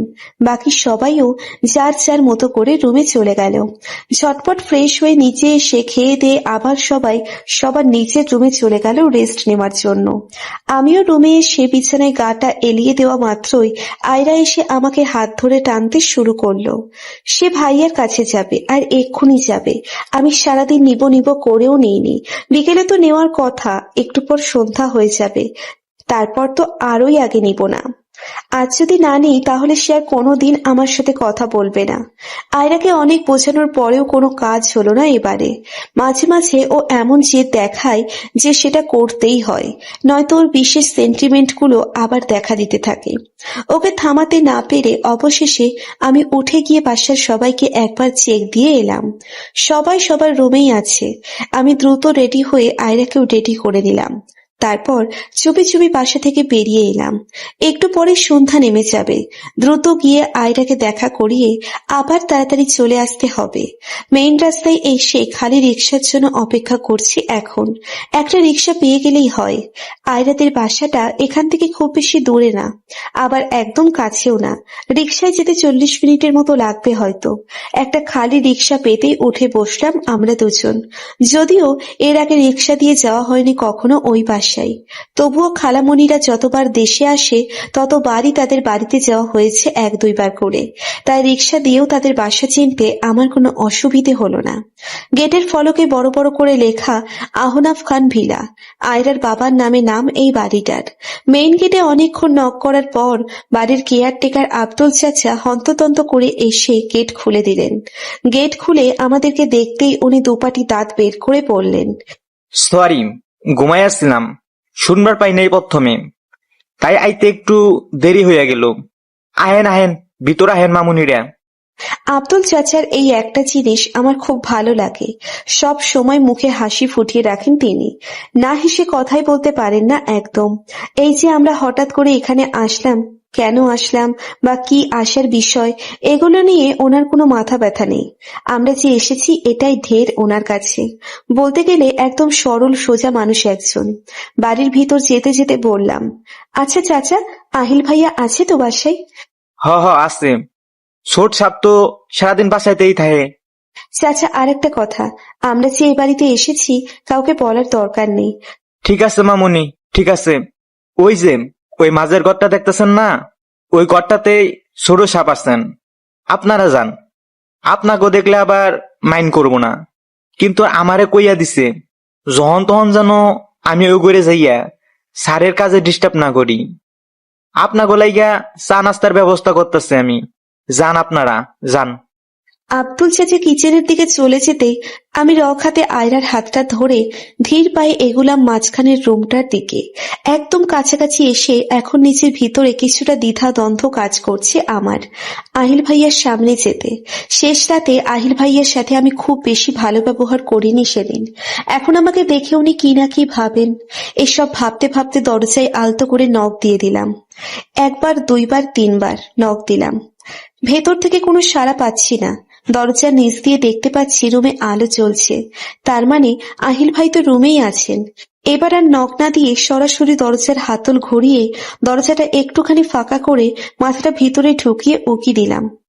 রুমের সমস্ত ফ্লোর জুড়ে সিগারেটের শেষ হওয়া অংশ এবং নিঃশেষিত ছাই ছড়িয়ে ছিটিয়ে আছে।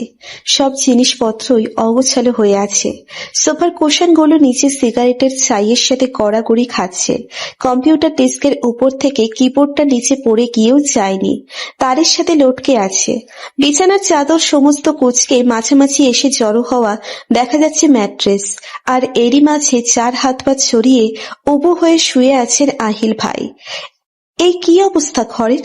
এই তাহলে ওনার ইম্পর্ট্যান্ট কাজের নমুনা? এটা কি সত্যি সেই গোছালো ছিমছাম সিরিয়াস মাইন্ডের আহিল ভাই ও তার রুম? আমি বিস্ময়ের শেষ সীমানায় পৌঁছে গিয়ে দরজাটা আরেকটু খুলতে ক্যাচ ক্যাচ করে আওয়াজ করে উঠল। সেই শব্দে আহিল ভাই মাথাটা সামান্য একটু উঠিয়ে মাদকময় চড়ানো কণ্ঠে বলে উঠলেন, কে? ও তনু, তুমি আবার এসেছো জ্বালাতে আমাকে? কতবার বলেছি আর আসবে না। তুমি শুধুই আমার কল্পনা, আর কিছু নাও। আমি তা বুঝে গেছি, আর বিশ্বাস করছি না তোমায়। যাও, প্লিজ চলে যাও, একা থাকতে দাও আমায়। নিচু স্বরে আরো কিছু বলতে বলতে আহিল ভাই আবারও মাথাটা নামিয়ে আগের মতোই পড়ে রইলেন। আমি হতভম্ব হয়ে চেয়ে রইলাম, কি হচ্ছে? আয়রা এতক্ষণ চুপচাপ আমার পিছনে দাঁড়িয়েছিল। ভাইয়ার কণ্ঠ শোনা মাত্রই এবার ওর ধৈর্যের বাঁধ ভেঙে গেল। সেও আমার মতো দরজার ফাঁকা গলিয়ে মাথা ঢুকিয়ে উকি দিতে চাইল। আমি সাথে সাথেই থামিয়ে দিলাম আয়রাকে। দরজাটা টেনে বাহির থেকে লাগিয়ে দিয়ে হাঁটু মুড়ে বসলাম আয়রার সামনে। আয়রামণি, আমরা তো চলেই এসেছি এখন ভাইয়ার কাছে, তাই না? বলো। খুশিতে আয়রার চোখ চকচক করে ওঠে, হাততালি দিয়ে ওঠে সে, গদগদ হয়ে বলে, হ্যাঁ তনে আপ্পি, ইয়ে, আমরা চলে এসেছি। আসো যাই রুমের ভিতর। যাবো তো, কিন্তু আয়রা, তুমি তো অনেকক্ষণ অপেক্ষা করেছো ভাইয়ার জন্য, তোমাকে আরেকটু অপেক্ষা করতে হবে যে পাখি। আহিল ভাইয়াকে সারপ্রাইজ দিব আমরা, কেমন? কিন্তু কিভাবে আপ্পি? শোনো, আমি আগের রুমে যাব, আহিল ভাইয়াকে বলবো আমি একাই এসেছি। একটু পর তোমাকে যখন ডাকবো তখন তুমি রুমে আসবে, আর আহিল ভাইয়া তোমাকে দেখে চমকে যাবে। আইডিয়াটা কেমন বলো তো? ওয়াও, দারুণ আইডিয়া তো আপ্পি। ওকে, তুমি আগে যাও, আমি ওয়েট করছি এখানে। আয়রাকে রেখে এবার আমি উঠে দাঁড়ালাম। আসলে আমি চাচ্ছিলাম না আয়রা ওর আইডল আহিল ভাইয়াকে এই অবস্থায় দেখুক। এরকম এলোমেলো আহিলকে নিশ্চয়ই এর আগে কখনো দেখেনিও। হঠাৎ করে এরকম দেখলে ওর বাচ্চা মনে চাপ পড়তে পারে। আহিল ভাইয়ের কি হয়েছে আগে সেটা জানতে হবে আমায়। আমাদের বাসা থেকে আসার সময় তো বেশ ভালোই ছিলেন, এই 2 দিনে কি এমন হয়ে গেল? আস্তে করে রুমে ঢুকে ভিতর থেকে দরজাটা আটকে দিলাম। ধীর পায়ে বিছানার কাছে গিয়ে আলতো করে আহিল ভাইয়ের পিঠে হাত দিয়ে মিহির সুরে ডাকলাম, আহিল ভাই। একই সাথে স্পর্শ আর কণ্ঠ শুনে যেন 220 ভোল্টের শক খেল আহিল ভাই। মাথাটা তুলে আমাকে দেখেই এক লাফে বিছানায় উঠে বসলো। তনু, তুই? এটা কি সত্যি তুই? আজব, মিথ্যা হতে যাব কেন আমি? আর এই কি অবস্থা করে রেখেছেন আপনি নিজের? রুমের অবস্থাটাও একদম যাচ্ছে তাই। আর আপনি সিগারেটও খান? কই, আগে দেখিনি তো। আপনার কি হয়েছে বলুন তো, এত এলোমেলো লাগছে কেন? আমি যতক্ষণ কথা বলছিলাম আহিল ভাই এক পলকে নির্নিশেষ চেয়ে রইল আমার দিকে। আমার কথা শেষ হতেই যেন সম্বিত ফিরে পেলেন উনি। রুমের চারিদিকে একবার নজর দেখে নিয়ে যেন সেও এতক্ষণে বুঝতে পারল আসলেই তো কি অবস্থা করে রেখেছে সে। পরক্ষণেই আমার চোখে চোখ রেখে আস্তে আস্তে খাট থেকে নেমে এলো আহিল ভাই। 2 হাত চুলের মধ্যে চালান দিয়ে এলোমেলো চুলগুলোকে ঠিক করার ব্যর্থ চেষ্টা করতে করতে উনি আমার দিকে এগিয়ে আসছেন। আমি 1 পা 2 পা করে পিছাতে পিছাতে কম্পিউটার ডেস্কের সাথে এসে ভিড়লাম। অসম্ভব লাল হয়ে আছে আহিল ভাইয়ার চোখ, নাক মুখও কেমন ফোলা ফোলা। একটা 3/4 প্যান্টের সাথে পাতলা নীল টি শার্ট পরে পাহাড় সম দেহ নিয়ে আহিল ভাই যখন একদম আমার সামনে এসে দাঁড়ালেন, আমি অজানা একটা অনুভূতিতে কেমন যেন সিটিয়ে গেলাম। আমাকে এরকম গুটিয়ে যেতে দেখে আহিল ভাই বুঝলেন স্বাভাবিকের চেয়ে একটু বেশি আমার কাছাকাছি চলে এসেছেন তিনি। ব্যাপারটা বুঝতে পেরেই আর একটু পিছনে সরে গেলেন উনি। তারপর আচমকায় 2 হাত বাড়িয়ে আমার 2 বাহু শক্ত করে চেপে ধরে ব্যগ্র কণ্ঠে উনি এক প্রকার আর্তনাদ করে উঠলেন। তুই জানতে চাস না আমার এই অবস্থা কেন? বললে কি বিশ্বাস করবি? যদি বলি আমার এই অবস্থা শুধু তোর জন্য, তনু, বিশ্বাস করবি বল? আমি এবারে গলিবিদ্ধ হরিণীর মতো চমকে গিয়ে গভীর দৃষ্টিতে তাকালাম আহিল ভাইয়ের দিকে। ওনার চোখে যেন রাশি রাশি বেদনারা খেলাধুলো করছে। কি স্বচ্ছ কিন্তু গভীর এই চোখ আর চোখের ভাষাগুলো। সাথে সাথেই আমি আবার চোখ নামিয়ে নিলাম। এই চোখে বেশিক্ষণ তাকিয়ে থাকা যাচ্ছিল না। কিছুক্ষণ নীরব থেকে আবারও মাথা তুললাম আমি। চোখ দুটিকে নাচিয়ে অবিশ্বাস্য ভঙ্গিতে জানতে চাইলাম, কি বলেন আহিল ভাই, আমার জন্য? আহিল ভাইয়া একটা দীর্ঘশ্বাস ছেড়ে আমার বাহু থেকে হাত সরিয়ে নিলেন। তারপর জানালা দিয়ে বাহিরের গাঢ় অন্ধকার দেখতে দেখতে অন্যমনস্ক হয়ে উত্তর দিলেন, হ্যাঁ, তোর জন্য। জানিস তনু, আমার জীবনে একে একে 28টি বসন্ত এসে আবার বিদায় নিয়ে চলে গেছে। আমি এখনো পর্যন্ত আমার বাগানে ফুল ফোটাতে দেইনি কোনো মেয়েকে।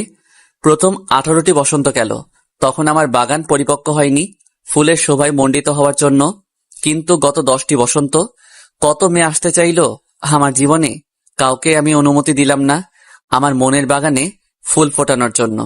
কারণ আমি অপেক্ষা করছিলাম সেই মেয়েটির, যাকে আমি আমার 13 বছর বয়স থেকে কামনা করে আসছি এক মনে।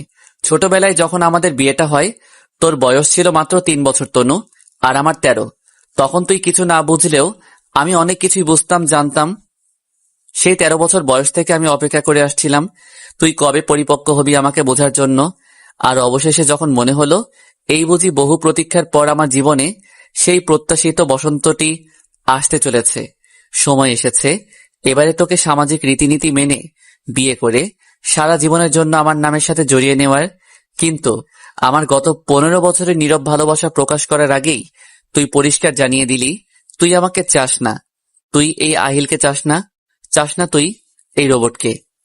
কথার মাঝখানেই মনের ক্ষোভের সজোরে দেওয়ালে একটা প্রকট ঘষি মেরে বসে আহিল। তারপর দেওয়ালের উপর হাতটা রেখে তার উপর নিচের মাথাটা ভর করে শান্ত হয়ে দাঁড়িয়ে থাকে চোখ বন্ধ করে। এদিকে আমার গলা শুকিয়ে কাঠ হয়ে গেছে, কান ঝাঁঝা করছে আমার। আমি কি শুনছি এগুলো? আহিল ভাই আমাকে ভালোবাসে? একটু পর খুব শান্ত গলায় আহিল ভাই আবার বলতে শুরু করে, যাকে ভালোবাসি তার মরা মুখ কি করে দেখি বলতো তনু? আমি তো তোকে জোর করে বিয়ে করতে গেলে তুই সুইসাইড করতি, তাই না? আমি এখন আর কি করতে পারি বল? আমিও তো মানুষ, আমারও মন আছে, অনুভূতি আছে, আর আমিও কষ্ট পাই। আমি রোবট নই রে। আমি চেয়েছিলাম তুই আসার আগে আগেই নিজের জীবনটা যতটা পারি গুছিয়ে নেই, প্রতিষ্ঠিত করে নেই নিজেকে। তাই সারাদিন কাজ নিয়ে পড়ে থাকতাম। তুই আসলে না হয় আমি আমার মনের অনুভূতির সব দরজাগুলো খুলে দিব, সবটা উজাড় করে তোকে ভালোবেসে ভরিয়ে দিব। জানিস তনু, সময়ের আগে তোকে আমি আমার মনের অনুভূতিগুলো জানতে দিতেও চাইনি, বয়স কম যদি বিগড়ে যাস। কিন্তু যখন মনে হলো উপযুক্ত সময় এসেছে তোকে সবটা জানাবার, তখন বুঝতে পারলাম আমি হেরে গেছি ইতিমধ্যে। আমি ব্যর্থ হলাম তোকে নিজের করে পেতে। বিয়ে নামক যেটুকু সম্পর্কই এখনো যুক্ত আছে তোর আমার নামের সাথে, ওইটুকুও তিন্নির বিয়ের পর শেষ হয়ে যাবে রে। আমি মূর্তির ন্যায় দাঁড়িয়ে থেকে থ হয়ে শুনছিলাম আহির ভাইয়ের কথা। প্রত্যুত্তরে ওনাকে কিছু বলার মতো শক্তিও আমার মধ্যে অবশিষ্ট নেই। মনে হচ্ছে আমি কোনো বিষাক্ত ঘোরের মধ্যে আছি, আর কোনোভাবেই এই ঘোর থেকে বের হতে পারছি না। সম্বিত ফিরে পেলাম দরজায় নখ পড়ার শব্দে। আহিল ভাইও সচকিত হয়ে দরজার দিকে তাকালো। তার পরপরই আমার দিকে প্রশ্নবোধক দৃষ্টিতে তাকিয়ে চোখের ভাষায় জানতে চাইল বাহিরে কে। দীর্ঘ সময় পর আমি এবার কথা বললাম।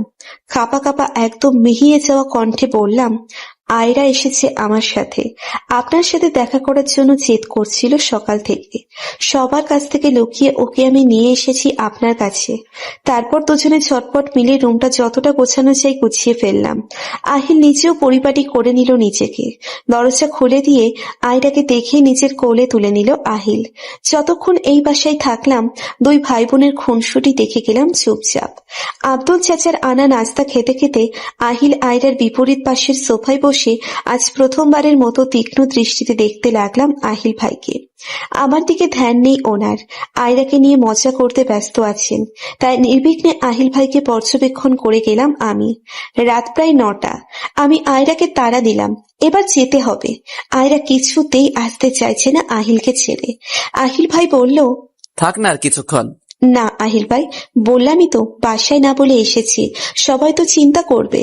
আপনি বরং চলে আসুন না একেবারে, তাহলেই তো আয়রা আর ঝামেলা করবে না। না, আজ না, কাজ শেষ হয়নি আমার এখনো।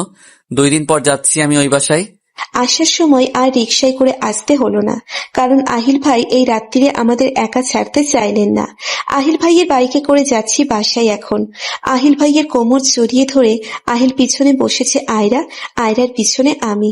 যদিও আমি বাইকে আসতে চাইনি, কখন কি আবার দেখে ফেলে বলা তো যায় না। কিন্তু আহিল ভাই আশ্বস্ত করলো বাসার বেশ কিছু আগেই আমাদের তিনি নামিয়ে দিবেন, চিন্তার কিছুই নেই।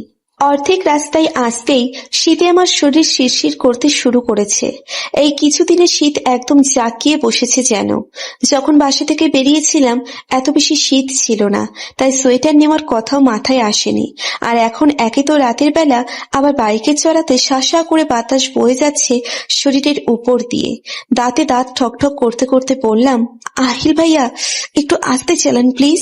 শীতের চোটে আমার কথা একজন মুমূর্ষু রোগীর মতো শোনালো। কি কারণে আস্তে চালাতে বলেছি কারণটা না বললেও যে কেউ বুঝে যাবে আমার বর্তমান অবস্থাটা। বাইকের গতি কমাতে কমাতে কিছু দূর গিয়ে থেমে গেল বাইকটা। আহিল ভাই বাইক থেকে নেমে নিজের গায়ের মোটা ভারী জ্যাকেট আমার দিকে এগিয়ে দিয়ে বললেন, এটা গায়ে জড়িয়ে বস। না না, লাগবে না, আমার অত শীত লাগছে না, বাইক একটু আস্তে চালালেই হয়ে যাবে। আহিল ভাইয়া চোখ লাল করে বেশ কড়া সুরে একটা ধমক দিয়ে বললেন, তোকে গরম করার জন্য দিচ্ছি না এটা। তুই এটা গায়ে দিলে 2 পাশ থেকে বাতাসটা কম আসবে, আয়রার শরীরে বাতাসটা লাগবে না আর।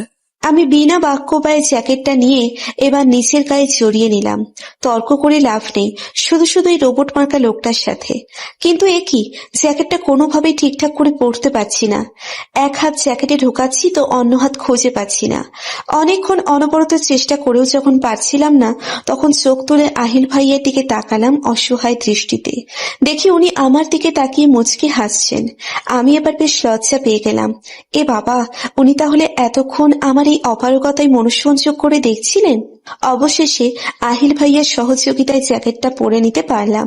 এদিকে বাইক স্টার্ট দিতেই আয়রার চোখ গিয়ে পড়ল রাস্তার ওপারে ভ্যানের উপরে থাকা গরম গরম ভাপা ওঠা পিঠার দিকে। অমনিও আহিলের টি শার্ট ধরে টানাটানি শুরু করে দিল ভাপা পিঠে কিনে দেওয়ার জন্য। আসলে বাইক থামানোর সাথে সাথে আমার চোখ গিয়েছিল মজাদার ওই ভাসমান পিঠার দিকে। কিন্তু আহিল ভাইয়ের চোখ রাঙানি আর বাসায় যেতে দেরি হয়ে যাচ্ছে ভেবেই আমি চুপ ছিলাম। এখন আয়রার বায়না দেখে আবারও আমার লোফাতুর মনটা জেগে উঠল। মনে মনে ভাবছিলাম, ইস, যদি খেতে পারতাম। আমাকে আশ্চর্যজনকভাবে অবাক করে দিয়ে আহিল ভাইকে দেখলাম হনহন করে পিঠার ভ্যানের দিকে এগিয়ে যাচ্ছে। আমি চিন্তাও করতে পারিনি আহিল ভাইয়া এত সহজেই মেনে নেবে এভাবে রাস্তার পাশের খাবার খাওয়ার ব্যাপারে। একটু পর দুহাতে দুটো ঠোঙা নিয়ে ফিরে আসলেন তিনি। আমি আর আয়রা পিঠা খেলাম, আর এই সময়টাতে উনি রাস্তার এদিক সেদিক পায়চারি করছিলেন আর ঘড়ি দেখছিলেন বারবার। বাসার থেকে একটু দূরে থাকতেই আহিল ভাইয়া নামিয়ে দিলেন আমাদের। আমাকে একপাশে সরিয়ে এনে নিচু গলায় বললেন, তনু, আমি সাময়িকভাবে ভেঙে পড়েছি ঠিকই, কিন্তু নিজেকে আবার সামলেও নিব। তুমি আমাকে যেভাবে এসে দেখেছো ওইটা ভুলে যাও। আমার মা যেন কিছুতেই জানতে না পারে আমি নেশাপানি করছি ওখানে গিয়ে। প্লিজ তনু, মাকে কিছু বলো না যেন। আপনি কোনো চিন্তা করবেন না আহিল ভাইয়া, খালামণিকে আমি কিচ্ছু বলবো না। আর কিভাবে বলবো বলুন তো? আমি যে আপনাদের বাসায় গিয়েছি এটা তো আর কেউ জানে না। ও তাই তো। কিন্তু একটা কথা আহিল ভাই, আপনাকে সব সময় অনুভূতিহীন একটু রোবটের মতোই দেখি আমি অভ্যস্ত। একটা সামান্য মেয়ের জন্য এভাবে ভেঙে পড়া আপনাকে মানায় না। প্লিজ এতটা নাজুক হবেন না, প্লিজ ভাইয়া। আহিল মুচকে হাসলো। সামান্য মেয়ে? হুঁ, আচ্ছা বাদ দে। রোবট আরো কঠিন রোবট হয়ে যাবে খুব শীঘ্রই, দেখে নিস। যা, এখন রাত বাড়ছে। আহিল ভাইয়ের জ্যাকেটটা ফেরত দিয়ে আয়রার হাতটা ধরে বাসার দিকে হাঁটা দিলাম। আহিল ভাই কি স্প্রে ইউজ করে কি জানি, ওনার গায়ের গন্ধটা অসম্ভব রকম ঘোর লাগানো। মনে হচ্ছে জ্যাকেটটা আমি এখনো গায়ে দিয়ে রেখেছি।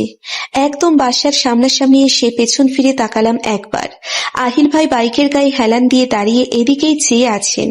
সেদিক থেকে চোখ ফিরিয়ে নিয়ে বাসার গেটের ভিতরে ঢুকে গেলাম। ঘড়ির কাঁটা রাত 10টা ছুঁই ছুঁই করছে। কে কি জিজ্ঞেস করে এসব ভাবতে ভাবতে দুরু দুরু মনে কলিং বেল বাজালাম। সাইকা এসে দরজা খুলে দিল। অবাক করার ব্যাপার হলো ও একবারও জিজ্ঞেস করলো না আমরা এতক্ষণ কোথায় ছিলাম, বরং আমি আর আয়রা ঘরের ভিতর ঢুকতেই দরজাটা বন্ধ করে দিয়ে ও চলে গেল। আস্তে আস্তে ড্রয়িং রুমের সামনে এসে দাঁড়ালাম। বাসার সবাই প্রায় উপস্থিত আছে এখানে। আমি আসার পর তাদের মধ্যে কেউ আমার দিকে এক নজর তাকালো, আবার কেউ বা তাকালো না। সবার মুখই কেমন থমথমে, এমনকি দুষ্টু শুভ পর্যন্ত মুখ মলিন করে বসে আছে সোফার এক কোণে। আমার মাথায় কিছুই ঢুকছিল না। এই অল্প সময়ের ব্যবধানে কি এমন হয়ে গেল যে সবাই এমন মুখ করে বসে আছে যেন এটা কোনো মরা বাড়ি। বিস্তারিত জানতে আমি সাইকাকে অনুসরণ করে ওর রুমে ঢুকে গেলাম। সাইফার অগোছালো দীর্ঘ বর্ণনার পর যতটুকু বুঝলাম তা হলো, সন্ধ্যার দিকে ছোট ফুবির ড্রয়িং রুমে সবাইকে উপস্থিত করিয়ে সেখানে আহিল ভাইয়ার আমার ব্যাপারটা তুলেছেন। সেই গোল মিটিং এ অনুপস্থিত ছিলেন শুধু আমার আপু। তিনি কোনো একটা কাজে বাহিরে ছিলেন। আমি আত্মহত্যার মতো এমন বড় একটা কাণ্ড ঘটিয়ে ফেলেছি, অথচ ওনাকে কেউ এটা ইনফর্ম করেনি। এটাই ছিল ছোট ফুপির ক্ষোভ। এক কথায় দুই কথায় কথা বাড়তে বাড়তে একসময় ছোট ফুপি আমার আম্মুকে বেশ অপমান করেন। কেমন মেয়ে জন্ম দিয়েছেন ছোট ভাবি, এই বয়সে এত বড়দের কথা শুনবে না, নিজের মর্জি মতো চলবে। এমন একটা প্রতিষ্ঠিত ছেলেকে পায়ে ঠেলে যে আত্মহত্যা করছে, ছি ছি ছি। দেখেন গিয়ে কোথায় কোন ছেলের সাথে পীড়িত করে বসে আছে। আমার ছোট ফুপির মুখ চলে একদম চরকির গতিতে। একবার কথা শুরু করলে আর থামাথামির নাম থাকে না। ওনার সাথে কথাই পারেন এমন মানুষ এখনো জন্মায়নি আমাদের এই বাড়িতে। আজকেও তার মুখ কেউ থামাতে পারছিলেন না। এদিকে ছোট ফুপির এসব ধারালো ধারালো কথা শুনে মা একসময় কেঁদে ফেলেন, লজ্জায় আর অপমানে। ঘটনাটা সেখানেই হয়তো থেমে যেত, কিন্তু ঠিক সময়ে আব্বু চলে আসেন বাসায়। আম্মুকে কাঁদতে দেখে ওনার মাথা গরম হয়ে যায়। অনেক চিল্লাচিল্লি করেন তিনি বাসার সবার সাথে। সব শেষে উনি জানতে চান তনয়ের ব্যাপারটা সেদিনের পর ক্লোজ হয়ে গিয়েছিল। আবার নতুন করে এই কাহিনী তুলেছে কে? যখন জানতে পারেন সহিলি খালামণির কাছ থেকেই জেনেছে সবটা ছোট ফুপি, তখন রাগের মাথায় আব্বু সহিলি খালামণিকে ইচ্ছে মতো অপমান করে বসেন। আমার মেয়ে ছাড়া দুনিয়াতে কি আর কোনো মেয়ে নেই আপনার ছেলের জন্য সহিলি আপা? আপনি এখনো তনয়ের পিছনে পড়ে আছেন যে? আপনি কি ব্যাপারটা বুঝতে পারছেন? আপনাদের জন্য আমার মেয়েটা মরতে বসেছিল। মরতে? এবার তো একটু ক্ষমা দেন, আর আশায় না থেকে ছেলের বিয়ের ব্যবস্থাটা করেন অন্য কোথাও। আব্বুর কাছ থেকে যাচ্ছে তাই ভাবে অপমানিত হওয়ার পর সহিলি খালামণি আর নিজেকে ঠিক রাখতে পারেনি। অনাকাঙ্ক্ষিত এই অপমানে একটু আগে বেহুশ হয়ে পড়ে যান তিনি। এখনো জ্ঞান ফেরেনি তার। ডাক্তার ডাকা হয়েছে ইতিমধ্যে। আমি স্তব্ধ হয়ে বসে রইলাম সবটা শুনে। আমার অনুপস্থিতিতে আমাকে নিয়েই এত বড় ঝড় হয়ে গেছে আমার পরিবারে। নিজেকেই এখন সবচেয়ে বড় অপরাধী মনে হচ্ছে। আমার জন্যই তো এসব হলো। সহিলি খালামণির জন্য সবচেয়ে বেশি খারাপ লাগছে আমার। আমাকে তিনি নিজের মেয়ের মতো করেই দেখেন, আদর করেন, আর আমার কারণেই আজ এত বাজেভাবে অপমানিত হলেন তিনি। লজ্জা আর অপরাধ বোধে ভিতরটা কুড়ে কুড়ে খাচ্ছে আমার। রাত 2টার বেশি কিছু বাজে। কারো চোখে ঘুম নেই, যে যার মতো করে মনমরা হয়ে বসে আছে। এরই মধ্যে একটু স্বস্তির বিষয় হলো একটু আগে সহিলি খালামুনির জ্ঞান ফিরে এসেছে। এদিকে সোফার উপরে গা এলিয়ে দিয়ে অনুতপ্ত মুখে আপু বসে আছেন। মাথা ঠান্ডা হওয়ার পর উনি হয়তো এখন বুঝতে পারছেন রাগের মাথায় কত বড় ব্লেন্ডার তিনি করে ফেলেছেন। এতদিনের পারিবারিক সম্পর্ক সহিলে খালামুনির সাথে, আর সেটা এক নিমেষেই একরকম ছিন্ন ভিন্ন করে ফেলেছেন তিনি। কিছুক্ষণ যাবৎ একটানা কলিং বেল বেজে যাচ্ছে। এই রাতের বেলায় মনে হচ্ছে কেউ ঝড়ের বেগে এসে পাগলের মতো কলিং বেল বাজিয়ে চলেছে। হাতে একদম সময় নেই তার। কেউই উঠে গিয়ে দরজা খোলার ব্যাপারে ইন্টারেস্ট দেখালো না। অবশেষে আমিই গেলাম। এত রাতে কি আসতে পারে? দরজার কি হলে চোখ রেখে দেখলাম দরজার বাইরে আহিল ভাই উদ্ভ্রান্তের ন্যায় দাঁড়িয়ে আছে। কখন দরজা খুলবে আর তিনি ভিতরে আসবেন সেই অপেক্ষায়। আহিল ভাইকে দেখেই আমার বুকটা ধক করে উঠল। তার মানে খালামণি ইতিমধ্যে ফোন করে আহিল ভাইকে সমস্ত কিছু বলে দিয়েছে। আহিল ভাই নিয়ে যেতে এসেছেন এই বাড়ি থেকে আয়রা আর খালামণিকে। কিন্তু একবার এই বাসা থেকে তারা চলে গেলে তো এই ভুল বোঝাবুঝির অবসান আর কোনো দিনই হবে না, বরং দূরত্ব আর